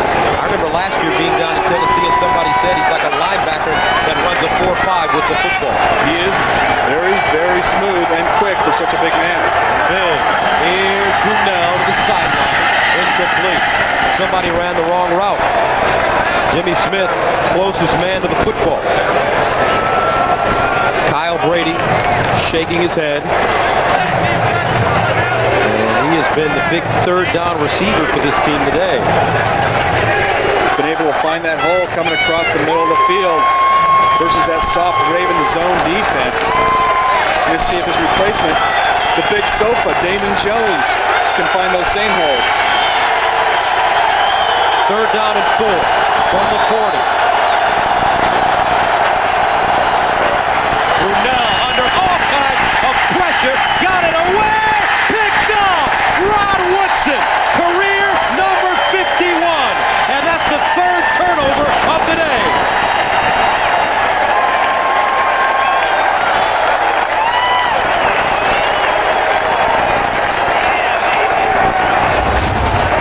You're going to see Rich Griffin, the third tight end, come across the middle of the field. Brunel taking a shot at the tight end, coming across, just overthrows it, and Woodson's right there. Rod Woodson coming up with the big play, 13-7 Ravens. One of the greatest to ever wear a uniform, Rod Woodson, 51 career interceptions. Only one man on the active list in front of him, Eugene Robinson for Atlanta. And Rod's closing fast. First down and 10 from the 29 now for the Ravens. Here's Eric Rett. And Rett, big hole. Nice play, however. Seth Payne looked to be out of the play, but somehow reached back and came up with the tackle. Moments ago, Kyle Brady escorted off the field, and the status, a left knee sprain.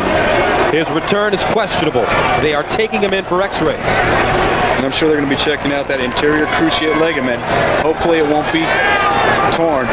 Second and 7 from the 32. Here comes a blitz. Picked up out of the backfield. DeLong chopped down. Fernando Bryant, the rookie, with the tackle. Tuesday on CBS, an air disaster. Was it pilot error or a commander's negligence? Find out on America's #1 action drama and all new Jag. Tuesday on CBS. Ravens Stadium, 5:27 and counting to go. Baltimore leading it 13-7. Third down 5 from the 34. Banks. Over the middle. Caught. First down. Patrick Johnson. A 19-yard completion. And how about Patrick Johnson was on the inactive list for 3 or 4 weeks. Came back, had a big game last week versus Cincinnati. See Carnell Lake chasing him across the middle of the field. Patrick Johnson doing a nice job throttling down, coming back to the ball. The ball was a little bit behind him. That's tough, especially in a slippery turf out there. Patrick Johnson this season, numbers going up, he's in motion. Brett lowers his head and delivers delivers a blow. Donovan Darius with the tackle. Eric Rett gets to the 42.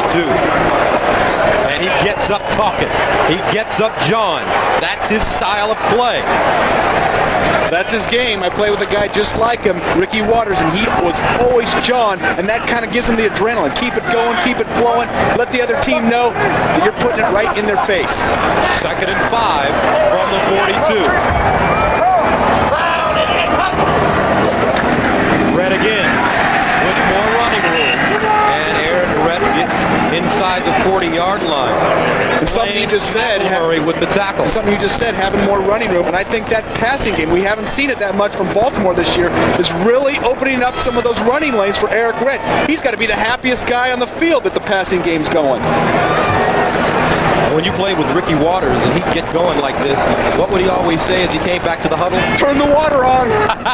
Got to turn the water on. Turn the water on. He'd be John, him, and William Floyd. In fact, you'd have to get him in the huddle so they hear the play. Well, Eric Rett is ready to go.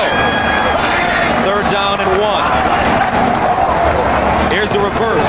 Ismail around the corner. 1st down. And Ismail down to the 25. And it looks like somebody may have grabbed his face mask. And it looked like Kevin Hardy went right after his head. It looked like his neck. And he did. He ended up catching it. I can't believe the referee, who's right there staring at it. When you see a guy's neck snap back, right? Ismail right here. Boom! Not only does that hurt, that should be 15 big ones on top of that. Referee just missed it. And Kadri gets up, letting him know that his mask was grabbed. 1st down from the 34. Eric Rett, and this time nowhere to go. Tony Brackett coming up big. Let's check around the NFL. Buffalo extending their lead over New England. And the Pete Carroll countdown could begin after this one. Tennessee, they've stormed back and lead the Browns 20-14. Cincinnati holding on at Pittsburgh.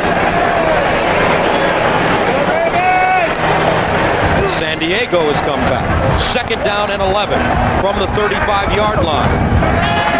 Play action, Banks to the sideline. And it's caught. Nice delivery, nice catch. Ismail once again, he picks up 11. And Tony Banks right now is flipping it in there, Brent. And watch Ismail keep those 2 feet just in bounds. Does a great job dragging that foot. And watch him run on the out route. Running a nice square out route. Tony Banks a little late getting rid of the ball, but he's got such a strong arm. And right when he went back and released that late, I'm thinking to myself, geez, the DB's going to step in front of that, but he has got some zing on the ball. Here's the measurement. 1st down. And the numbers on Tony Banks. 13 of 22, 158 yards, 1 touchdown, no interceptions, but he did fumble it inside his own 20-yard line. And he told us he realized that there's a lot of intangibles involved to play quarterback. He thought he had it all down after his 1st year with the Rams, the success he had. Things went south from there, and he's really come back, matured, done a great job working at the specific parts of his game. Ravens at the Jaguars 24. Eric Rett running the football. Boyer with the tackle.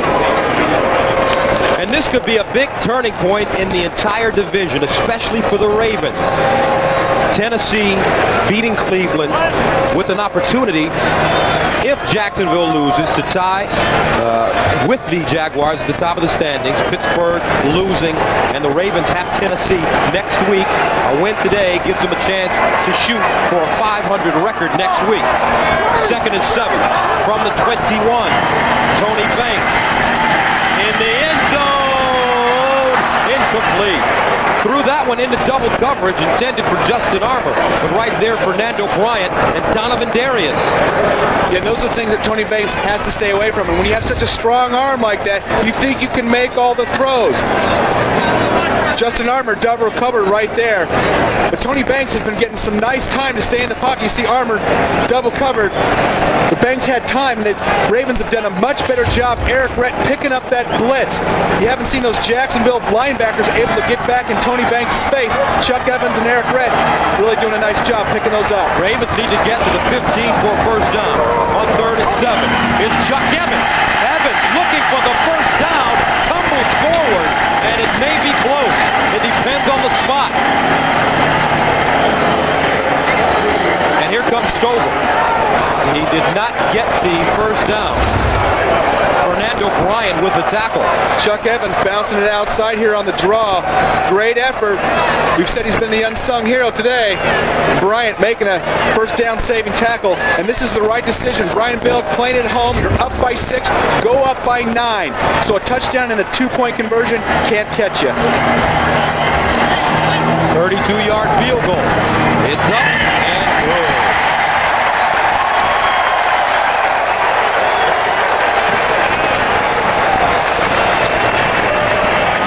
Two-score lead for the Ravens.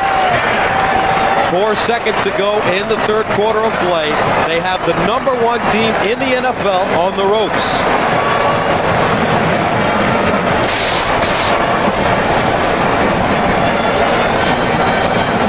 And a great drive for the Ravens. 6.5 minutes, 12 plays, covering 57 yards. Stover with a 33-yard field goal.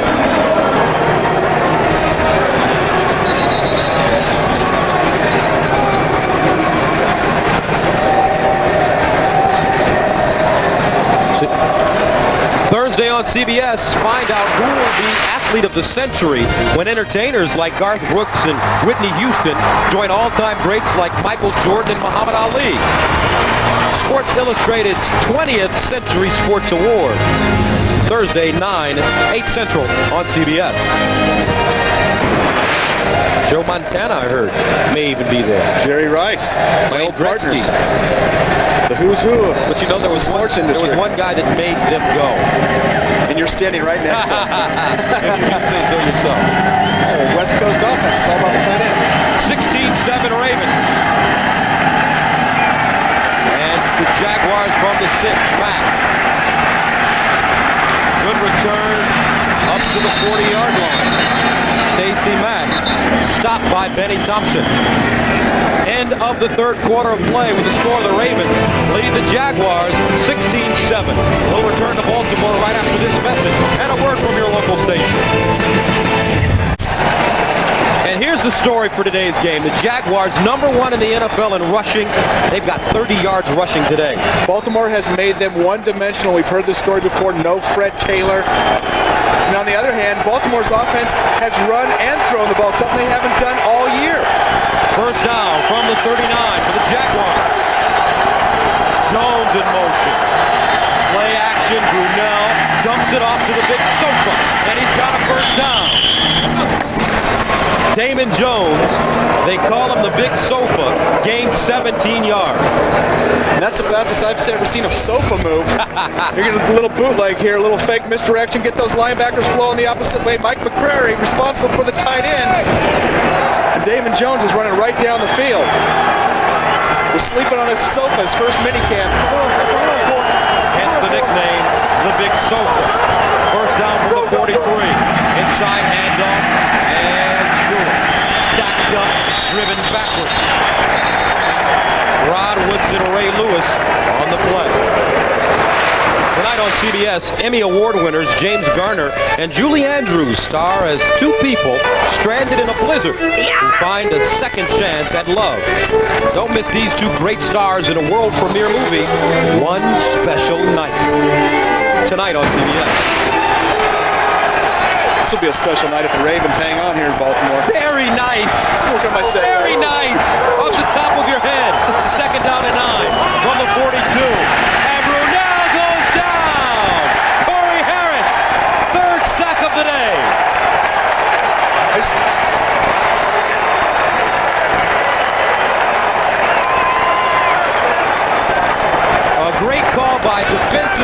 coordinator Marvin Lewis.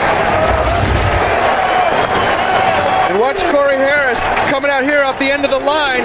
He's going to go unblocked, come right into the backfield. Nobody picks him up. Center's got to come back out and pick him up. You see the back check inside. Nobody blocks you. You better sack the quarterback.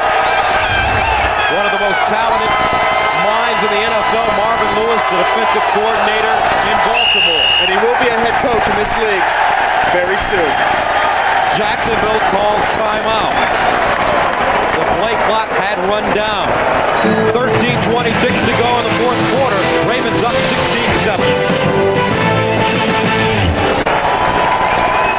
Ozzie Newsome behind the pole, the vice president of player personnel in Baltimore, and what a terrific job he's done building this defense. He's done a great job. Admits there's a few more guys on offense, and he was one of my heroes growing up. Hall of Fame tight end. Third down, 16. They need to get to the 33.5. Jaguars, Brunell over the middle, caught! McCardell at the 25, dropped the ball. But they say he was down. What a great catch by Keenan McCardell. He gains 24 yards. Watch Keenan McCardell coming out the slot here on the inside, coming down, arm over inside, finds a hole in the seam. Brunell steps up and puts it right in there. Just such a small margin for error. Hangs onto the ball, comes down, huge third down conversion. Leon Searcy, the starting right tackle, down at the 40-yard line. Back to Baltimore after this. まあ先ほど申し上げたようにね、なんて言いますか、やられるんだけれども、じりじりやられながら、Keenan McCardell getting up, catching the ball, possessing it, got to get 2 feet on the ground. 1, 2, he's got the ball. Now does he fumble or does he hang on to it? Watch his right knee. He still has the ball. Knee hits right there. He's got the ball. Correct call. It's a catch down by contact. McCardell, 5 catches, 76 yards, and the Jaguars, they needed 16 yards on 3rd and 16 and ended up getting 24. And you saw McCardell swim the Deron Jenkins back inside and found that seam. That seam was so small. 3 players right around him. Leon Searcy injured on the sideline. First down from the 25. Steve Ingram now in at right tackle. Brunell delivers. Jimmy Smith with the catch, and he turns it downfield and gets to the 10. A gain of 15 yards. Rod Woodson McAllister making the tackle. And watch Jimmy Smith on the outside. He said he wanted to get a shot at the rookie, Chris McAllister, today. You see, McAllister isn't even in your picture. He's giving too much cushion to Jimmy Smith. Worried about him going up on top? Gives up a lot of yards underneath when you play that soft. First down and goal from the 10 for Jacksonville. McCardell, the motion man. Brunell flushed out, looking, Brunell, and he gets to the 5. Jamie Sharper kept him out of the end zone. And that is dangerous as a quarterback. You got to just slide there. When you try cutting back with those linebackers, swiping at the ball, take direct shots. Mark Brunell's got to slide. He knows that. He's so dang competitive, though. He wants to get that ball in the end zone. You don't think Tom Coughlin's telling him to slide?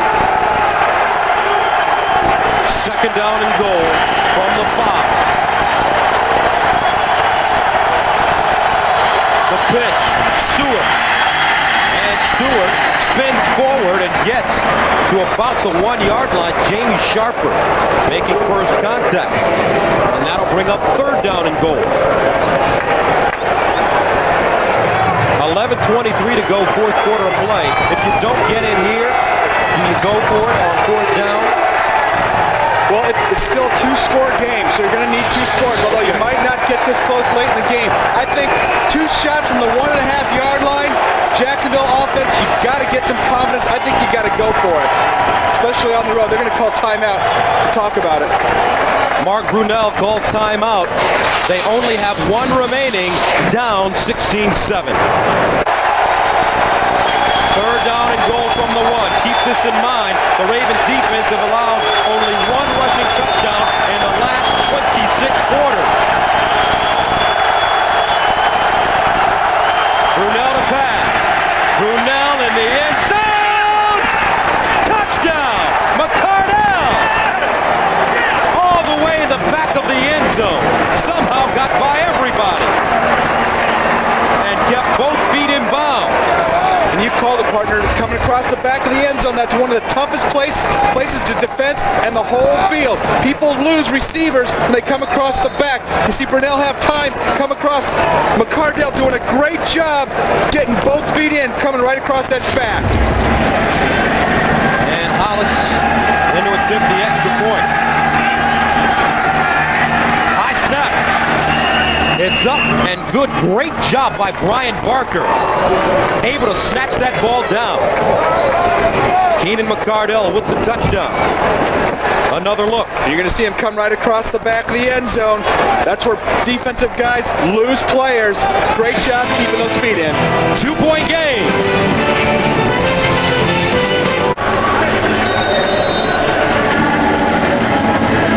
Welcome back to Ravens Stadium. 16-14. The Ravens lead the Jaguars. 11 minutes to go in the 4th quarter. Here's Jermaine Lewis from the 6. And Lewis is chopped down at the 20-yard line. Nice tackle by Brant Boyer. Let's take another look at that touchdown. Keenan McCardell coming across here in motion. But watch right here, tight end Freddie Jones. It's going to come out, come underneath. It's going to be covered. And then the safety on top in the zone coverage. Kim Herring. Now you're going to see Freddie Jones come out here, come up, come under. Watch Kim Herring come up and jump on Damon Jones. Keenan McCardell coming across the back of the end zone when Kim Herring steps up to try to cover Jones. It's wide open. And the drive, 8 plays, 61 yards. They held it for 4 minutes.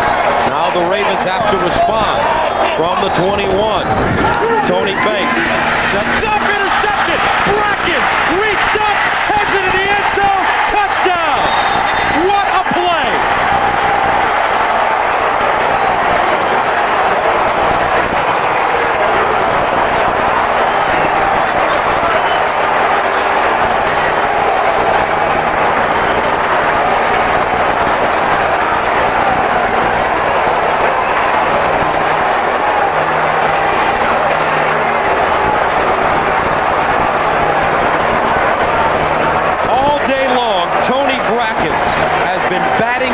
Footballs. And you just wondered when he would finally reach up there and come down with it. He finally did.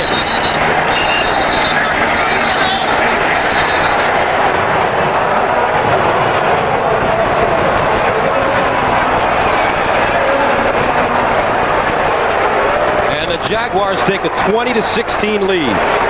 Tony Bracken's doing a great job realizing it's a screen. Watch him right here.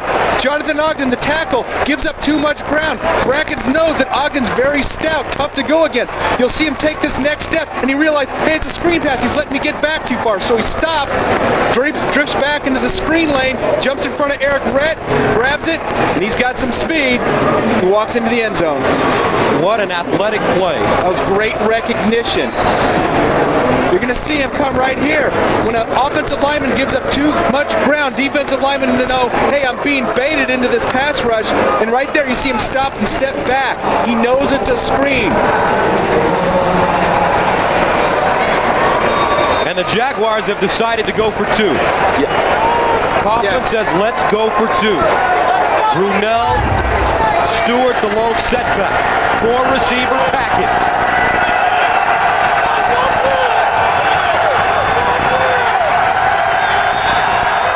Here comes a blitz. Brunell caught, and the 2-point conversion is good. Keenan McCardell. And the Jaguars go up 22-16.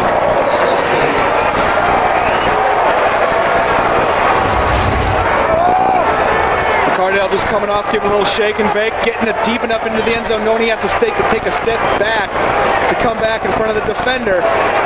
So instead of stopping half a yard inside the end zone, he gets 1.5 yards, 2 yards in, able to take a step back and still be in the end zone. Tight coverage by Jenkins. Can't do a whole lot about that.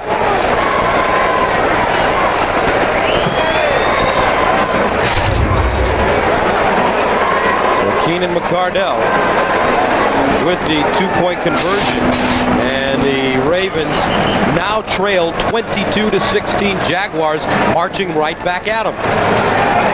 Don't forget, tonight on 60 Minutes, it might make sense to you, but it didn't in 60 Minutes, that the Army ruled this captain's death a suicide and not a murder.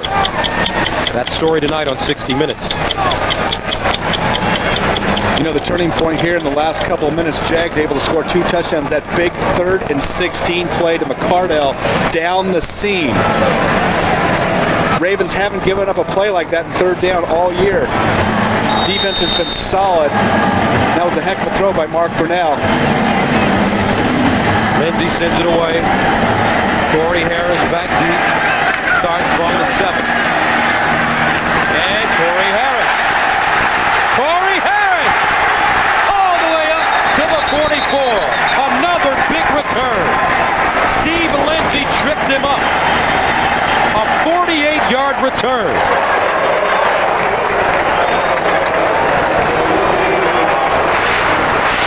Watch Corey Harris, got great acceleration up into the hole, setting up his blocks, cuts back inside, gets through the garbage, and he's off out toward the sideline. Good speed. And Lindsey just trips him up at the end, where he was going all the way. Steve Lindsey, the kicker, just threw himself in front of the chariot and came up with a huge play. An injured player on the field back at the 22. I can't tell who it is. Looks like 93 Keith Washington. Keith Washington, yes. So the story today, the Jaguars with 15 points off turnovers. The Ravens with 3. But now Baltimore with great field position. 1st and 10 at the Jacksonville 44. This is the 4th time today they've started in Jacksonville territory. Brett. And Eric Brett barrels ahead. It's to the 42-yard line. Lonnie Martz on the play. A little different than the last time, a couple weeks ago when we had this game on, that 6-3 barn burner. Both teams really putting points on the board today, comparatively speaking. That man, what an athletic play he just made, Tony Brackett. 2nd down 8 from the 42. Here comes a blitz. Banks. And a nice strike to Ismael at the 30. 1st down. Gain of 12. And he's throwing that with Brent on his back foot. Nice timing throw. Watch, he'll even throw the ball before Ismael turns his head around. That ball's already coming.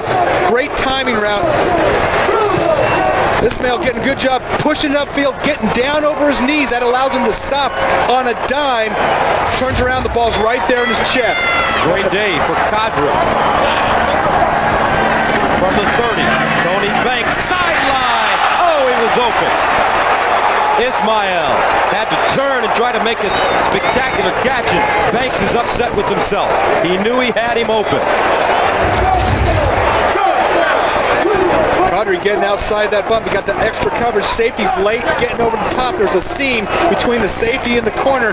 If the cornerback can't hold up the wide receiver, Beasley's got to get a better shot at him, hold him up, get the safety time to come on over.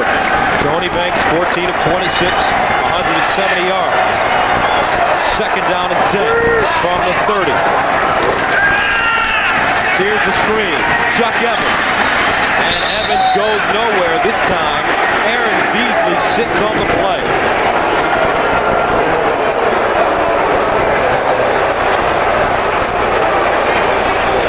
And they came back to that screen. That's a dangerous call after Bracken's just intercepted it 4 or 5 plays ago. And that time Aaron Beasley read it. So on 3rd and 15 with the ball at the 35, what do you call? If I knew that answer, I'd be a head coach in the league. Something that gets the 1st down. Here it is. Banks out of the gun. Tony Banks sidesteps. Going, oh, wide open, just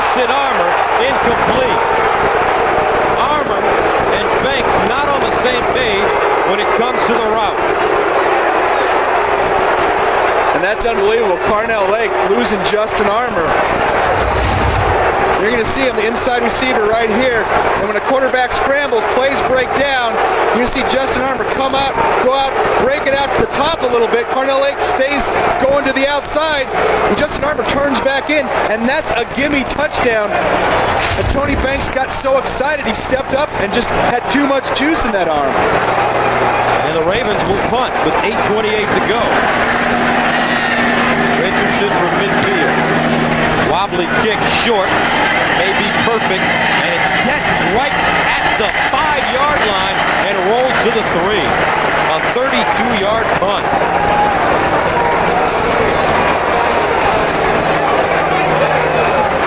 A day of tradition here on CBS starts at 12 noon with the 100th meeting of Army and Navy, one of the grandest traditions in all of sports. Then the season premiere of CBS NCAA basketball. Cubby Smith's Kentucky Wildcats versus Bobby Knight's Indiana Hoosiers. Great day of rivalries next Saturday on CBS. So an interesting turn of events. The Jaguars now with the football at their own 3.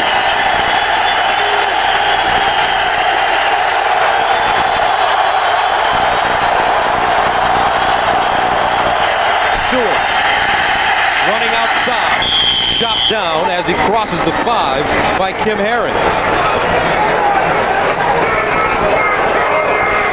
Gets out of bounds, stops the clock.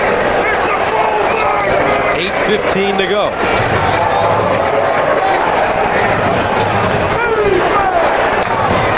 Now they'll wind it up and start again.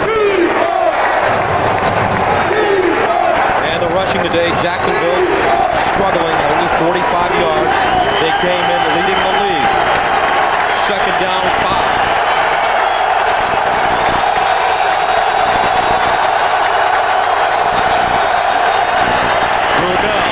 Down the sideline, Brunell, and it is incomplete.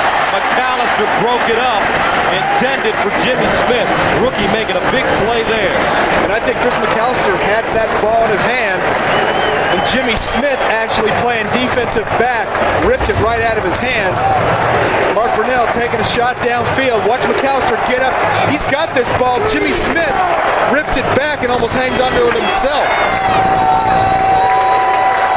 Great defensive play by the offensive wide receiver because McAllister has that interception. Jimmy Smith leaves the game. He's on the sidelines. 3rd and 5 from the 8. That's just about getting his win. Run a go route a couple times in a row. Second win. And Mark Brunell burns a timeout.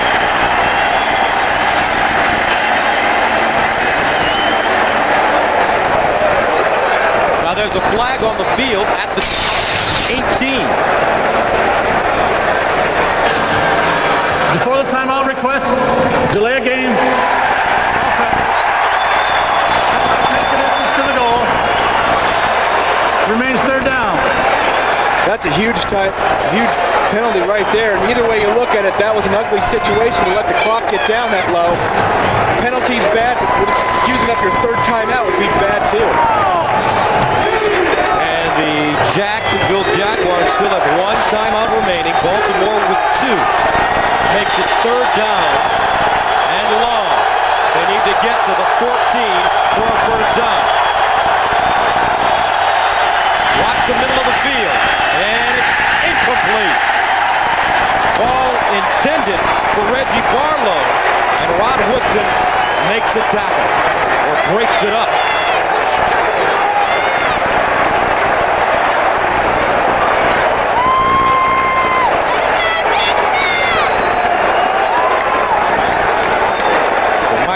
Look at him, that's a football player.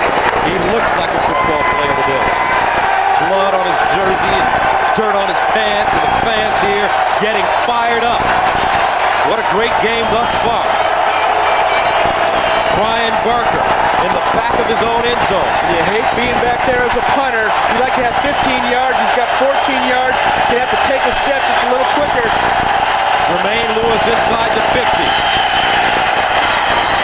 And Lewis will get a chance from the 48. still running. And he goes down at the Jacksonville 49. A 50-yard punt. A 4-yard return.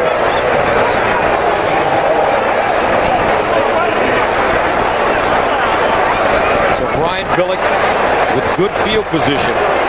His team down 22-16. The Ravens have never beaten the Jaguars in 7 meetings. Tony Banks back behind center now. The numbers 15 of 28. A touchdown, an interception. He's also fumbled once. First down from the Jacksonville 49. Play action, Banks over the middle, and he threw it behind DeLong, incomplete. Dangerous play.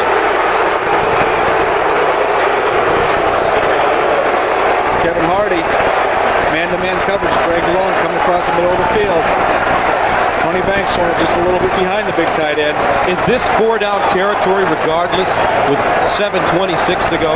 Well, it really depends on the time. I don't think it is quite yet. You saw him just punt and have the defense make a big stand. You got to rely on your defense. They have a great confidence in him. 2nd and 10. Short drop from Banks. Incomplete. Looking for Patrick Johnson on the slant.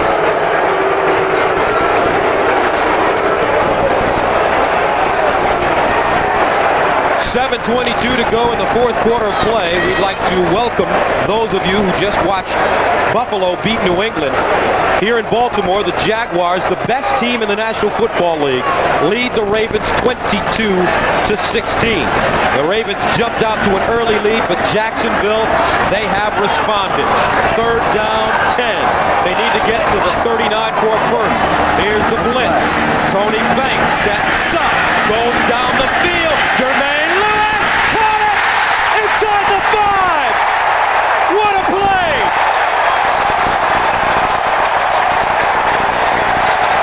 Gain of 46.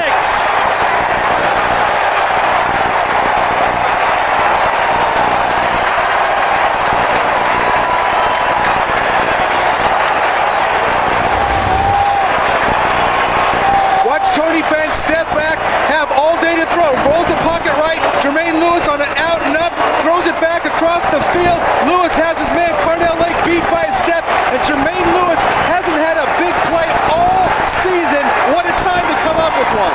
First catch of the day. First down goal from the 3. Play action. Chuck Evans! Touchdown Ravens!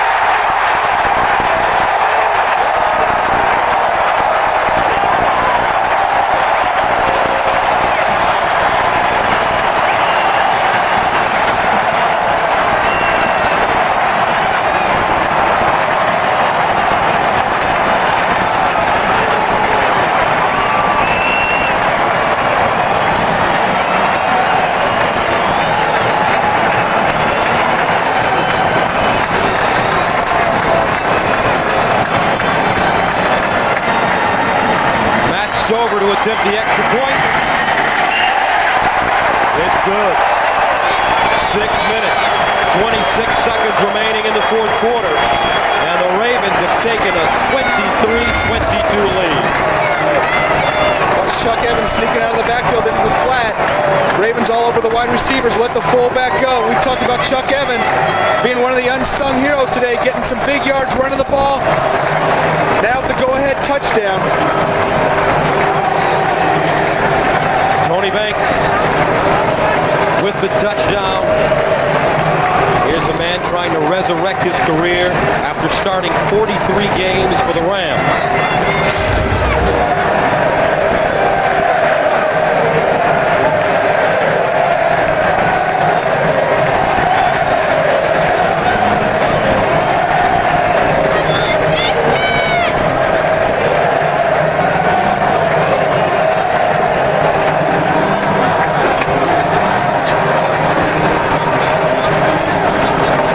So the Ravens lead at 23-22. And ready to kick it away.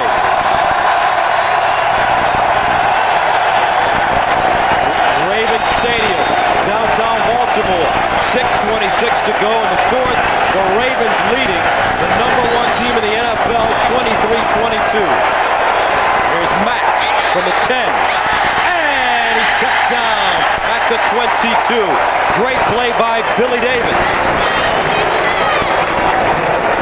So Jacksonville reclaimed the lead on this play here by Tony Brackens. Tony Brackens smelling the screen, stops rushing, hangs back, catches the ball, big interception, and put Jacksonville in the lead. But moments ago, Baltimore comes back. Nice play out in the flat to Chuck Evans after a big play to Jermaine Lewis on third down. And this has been about big plays. The number 1 and number 2 defenses coming into the game. But these offenses had something to say about that today. First down and 10 from the 22. Brunell, Jimmy Smith splits the defense, gets over the 25, up to the 27-yard line. Deron Jenkins with the tackle. Very important game today. Tennessee playing at Cleveland with an opportunity, if Jacksonville loses, to tie up things at the top of the charts. Pittsburgh losing to Cincinnati at home. Baltimore will take on Tennessee next week here. A win today gives them a chance to play for a 500 record. Second and 5 from the 27. Brunell underneath. Jimmy Smith with the catch and a first down. Kim Herring makes the stop. And Jimmy Smith, near side here at the bottom of your screen, we're on a slant route. Gives a little out move on Rod Woodson. Great job extending, getting his hands, catching the ball with his hands, getting the ball vertical, upfield. He's made some big plays today. This Jacksonville offense has been pretty much one-dimensional, just relying on the pass. Jaguars with only one timeout remaining. Brunell throwing again. Over the middle. Caught again. Jimmy Smith. And Smith gets down inside the 45. 13-yard pickup. Cornell Brown. Jimmy Smith now at the top of your screen, running a little drag route, coming across 7, 8 yards, just come across the middle. Everybody's covering, linebackers, safeties, cornerbacks, and he's still getting open. And the big key, when Mark Brunell's had time to throw today, Jimmy Smith and Keenan McCardell have hurt this Ravens defense. First down from the Ravens 43.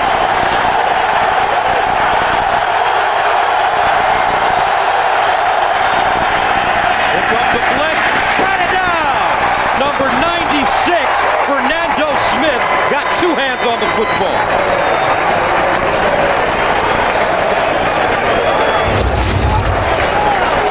Fernando Smith, number 96, getting pressure right now, right up the middle, getting his hand on the ball. And we talked about when Brunell's had time, his receivers have made it happen for him. And this Baltimore defense, when they've had success, have been in Mark Brunell's face, haven't allowed him to throw off his front foot. Second and 10 from the 43. Jimmy Smith, the receiver at the top of your screen. McCardell in the slot. Brunell steps up, delivers. It's caught at the 35-yard line by his tailback, James Stewart, who snuck out of the backfield. A gain of 7 yards. And that'll bring up third down and 3. And a look at the game summary. Total yards, 342 for the Jaguars, 285 for the Ravens. Jaguars have turned it over 3 times, the Ravens twice. Like we said, huge defensive struggle. 2 weeks ago it was 6-3. Today, big plays, big offense. Big situation here, third and 3.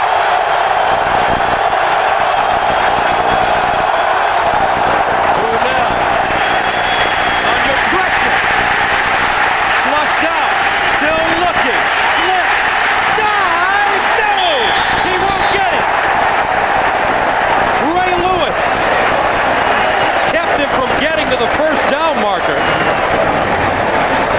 and that'll bring up fourth down. What an amazing effort by Mark Brunell. Watch him elude the rush. Come back here, comes back. What? Baselli knocks down linebacker. Brunell slips here and actually works for him. Gets up, and Ray Lewis right at the point of attack, right at the first down marker, just laying his helmet right on Brunell. So on fourth down, Tom Coughlin will go for it. They're 2 of 5 on fourth down conversions this year. I think there's no question. 3 minutes, 9 seconds left. Into Baltimore territory. And you're going to see the measurement here. And it looks to me like there's about a half a yard.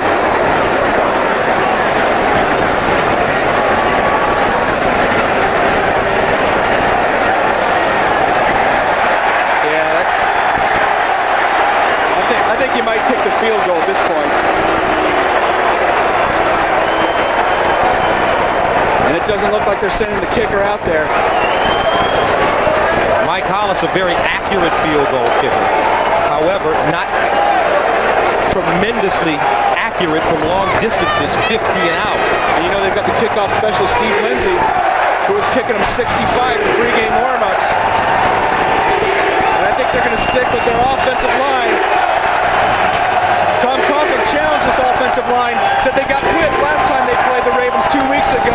He's going to put it on his line right here. So let's see. 4th down and 1. Out of the eye.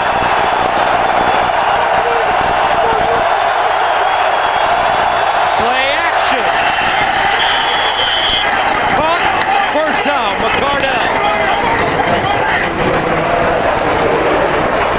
And what a spectacular catch by Keenan McCardell.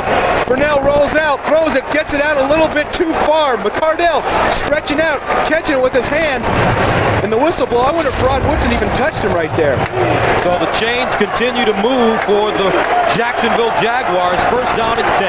What a pressure catch. At the Ravens 30. McCardell in motion. And a flag on the play into the end zone. It's caught. The whistle, though, had blown the play dead. Jimmy Smith there at the end of the pass.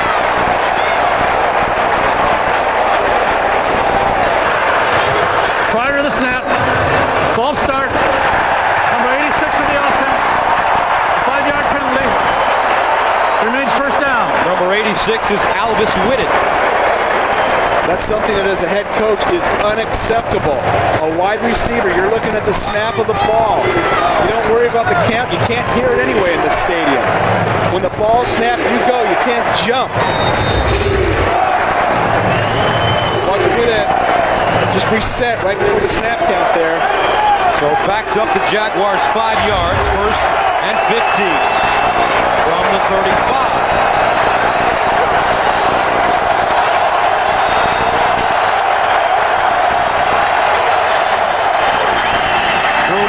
Sets up in the pocket.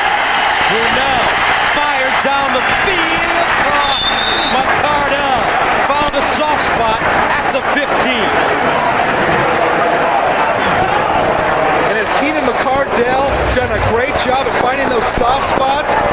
Watch him, he's the inside guy right here, coming across, getting behind Rod Woodson, finding the soft spot in the zone.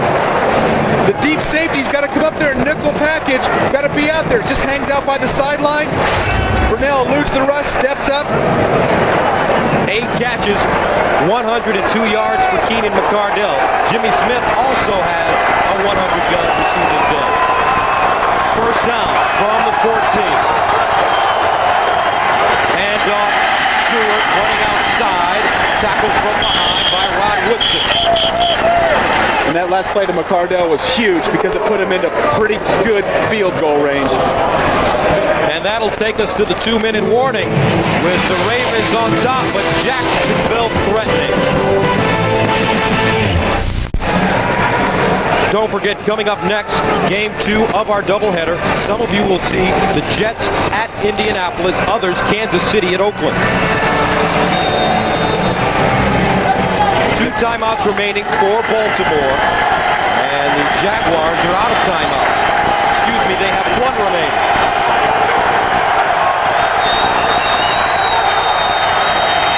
On 2nd and 8, Stewart leans forward, gets inside the 10.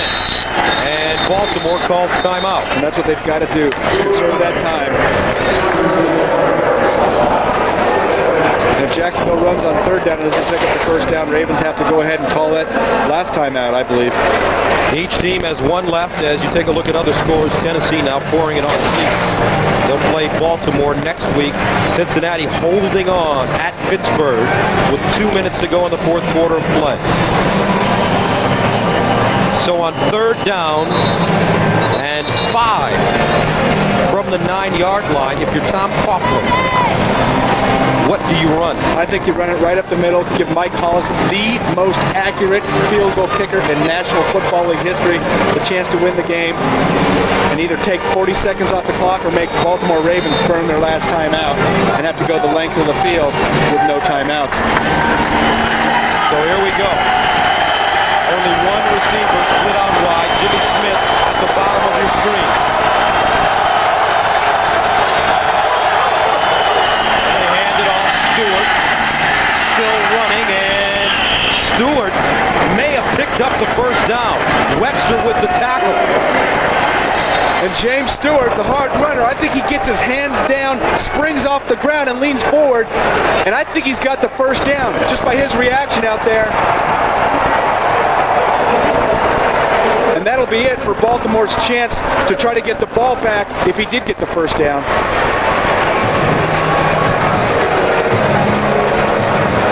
And he did.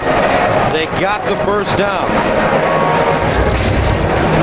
And watch James Stewart, the slasher's effort right here. He's going to get hit after contact, get that hand down right there, dive forward. And that is one heck of an effort. Getting yards after contact, that's huge. Right there you see Larry Webster, Ray Lewis getting him back, and he gets an extra 4 yards after contact. Great balance. And that play was huge.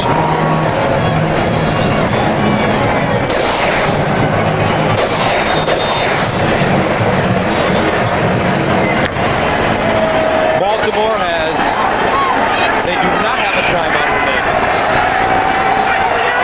First down goal from the 4. Stewart, touchdown. And that's not necessarily a bad play by Baltimore. No, it's not. It's something that the league doesn't like to talk about, and it's something about defenses don't like to talk about. But you gotta let him score to get the chance to get the ball back, because if Jacksonville just runs on the ball, sits on it, it doesn't get into the end zone, all your time goes away. They kick a chip shot field goal and the game is over. And you can't look like you let the team just walk into the end zone, but you see the Ravens over pursue. James Stewart gets right up in there, and that was the play. Mark Brunell likes the outcome. And I think Tom Coughlin, he likes it right there. But I think for Jacksonville, just having Mark Brunell sit on the ball and let the time run out and kick the field goal with just a few seconds left in the game was the way to go. Jaguars going for 2, up 28-23. Here's Brunell sprinting out in the end zone. Caught. Jimmy Smith. These guys are so dangerous. And the Jaguars go up 30-23. Jimmy Smith giving a little dip inside, little push, contact at 5 yards, comes back out. Big 2-point conversion.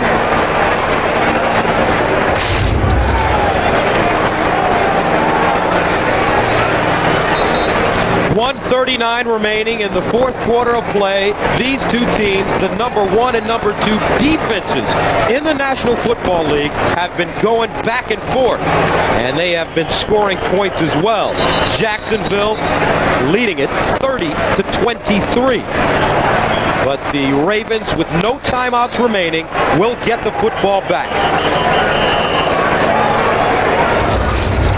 And when we're looking at the touchdown, it gives Jacksonville the lead.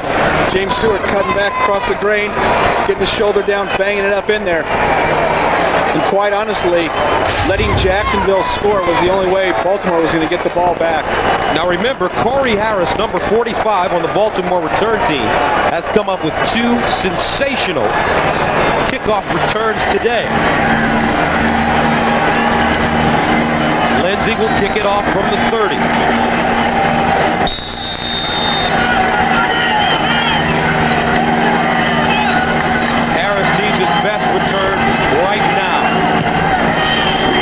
get a shot. It's short. Harris outside. Breaks it back. And gets to the 30-yard line. A 16-yard return. Tonight on 60 Minutes, it might make sense to you, but it didn't to 60 Minutes, that the Army ruled this captain's death a suicide and not a murder. That story tonight on 60 Minutes, followed by an all-new Touched by an Angel. Then James Garner and Julie Andrews star in as two people stranded in a blizzard who find a second chance at love, a world premiere movie. One special night tonight on 60 Minutes. So the Ravens with the ball at the 30-yard line. Down 30-23. Justin Armour in the slot.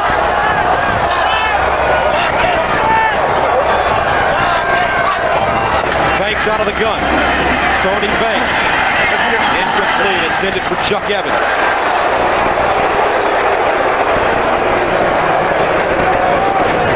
Don't forget, coming up next, the second game of our doubleheader. Most of you will see the Jets at Indianapolis, Peyton Manning and company.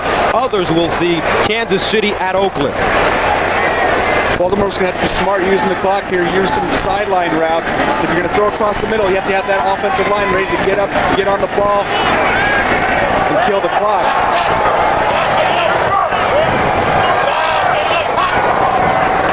Tony Banks over the middle again. Chuck Evans drops it.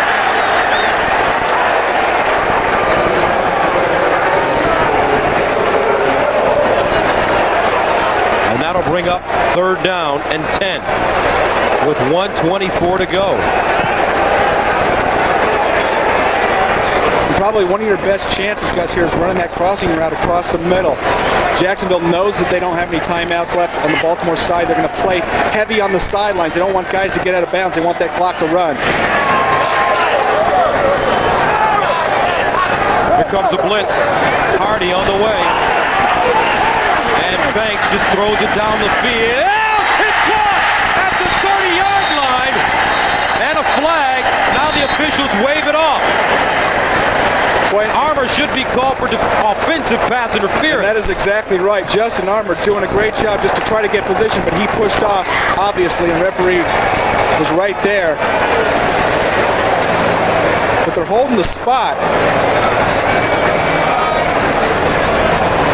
And there was a flag back in the offensive backfield as well.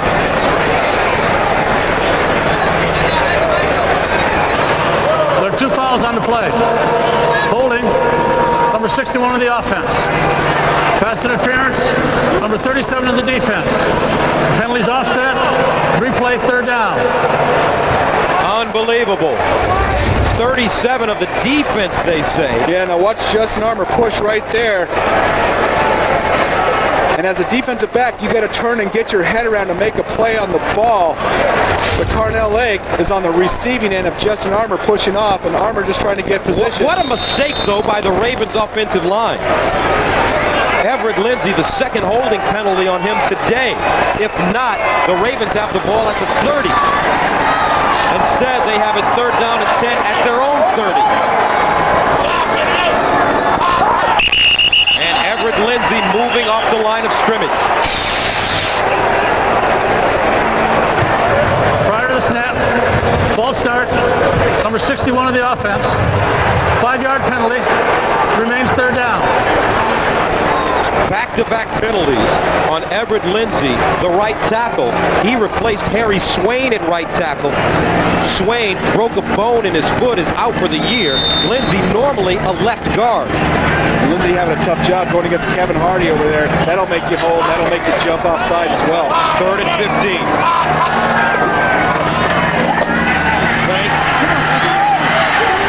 Banks stripped, picked up, Brackens at the 15. And that should do it.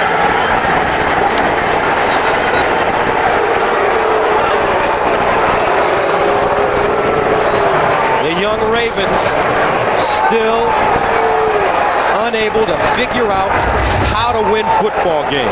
Kevin Hardy, we were talking about him, comes from all the way behind Everett Lindsey and just strips the ball Great savvy. Watch him come all the way around the top. Now to Lindsey's credit, he drives him all the way around the back of the pocket.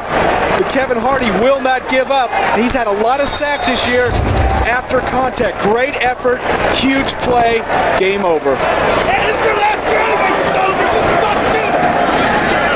And Mark Brunell will snap the football and take a knee. Now, assuming that Jacksonville holds on to win this game, the Jaguars win their 8th in a row and improve to 10-1. Tennessee beat Cleveland today. Pittsburgh lost to Cincinnati. Bruce Coslet and company getting their 2nd win of the season. And the wheels have come off in Pittsburgh for Bill Cowher's team.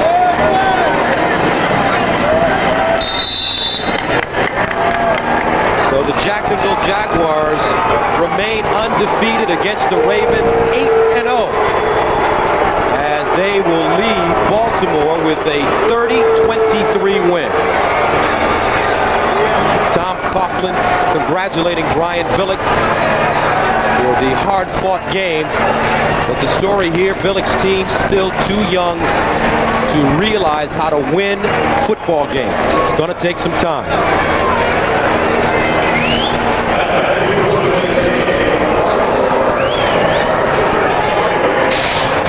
So for Brett Jones, this is Gus Johnson saying so long from Baltimore, where Jacksonville defeats Baltimore 30-23. Coming up next, catch the second half of today's doubleheader. The New York Jets versus the Indianapolis Colts, or Kansas City at Oakland. The Jaguars continue to roll. Best record in the NFL. And you've been watching the NFL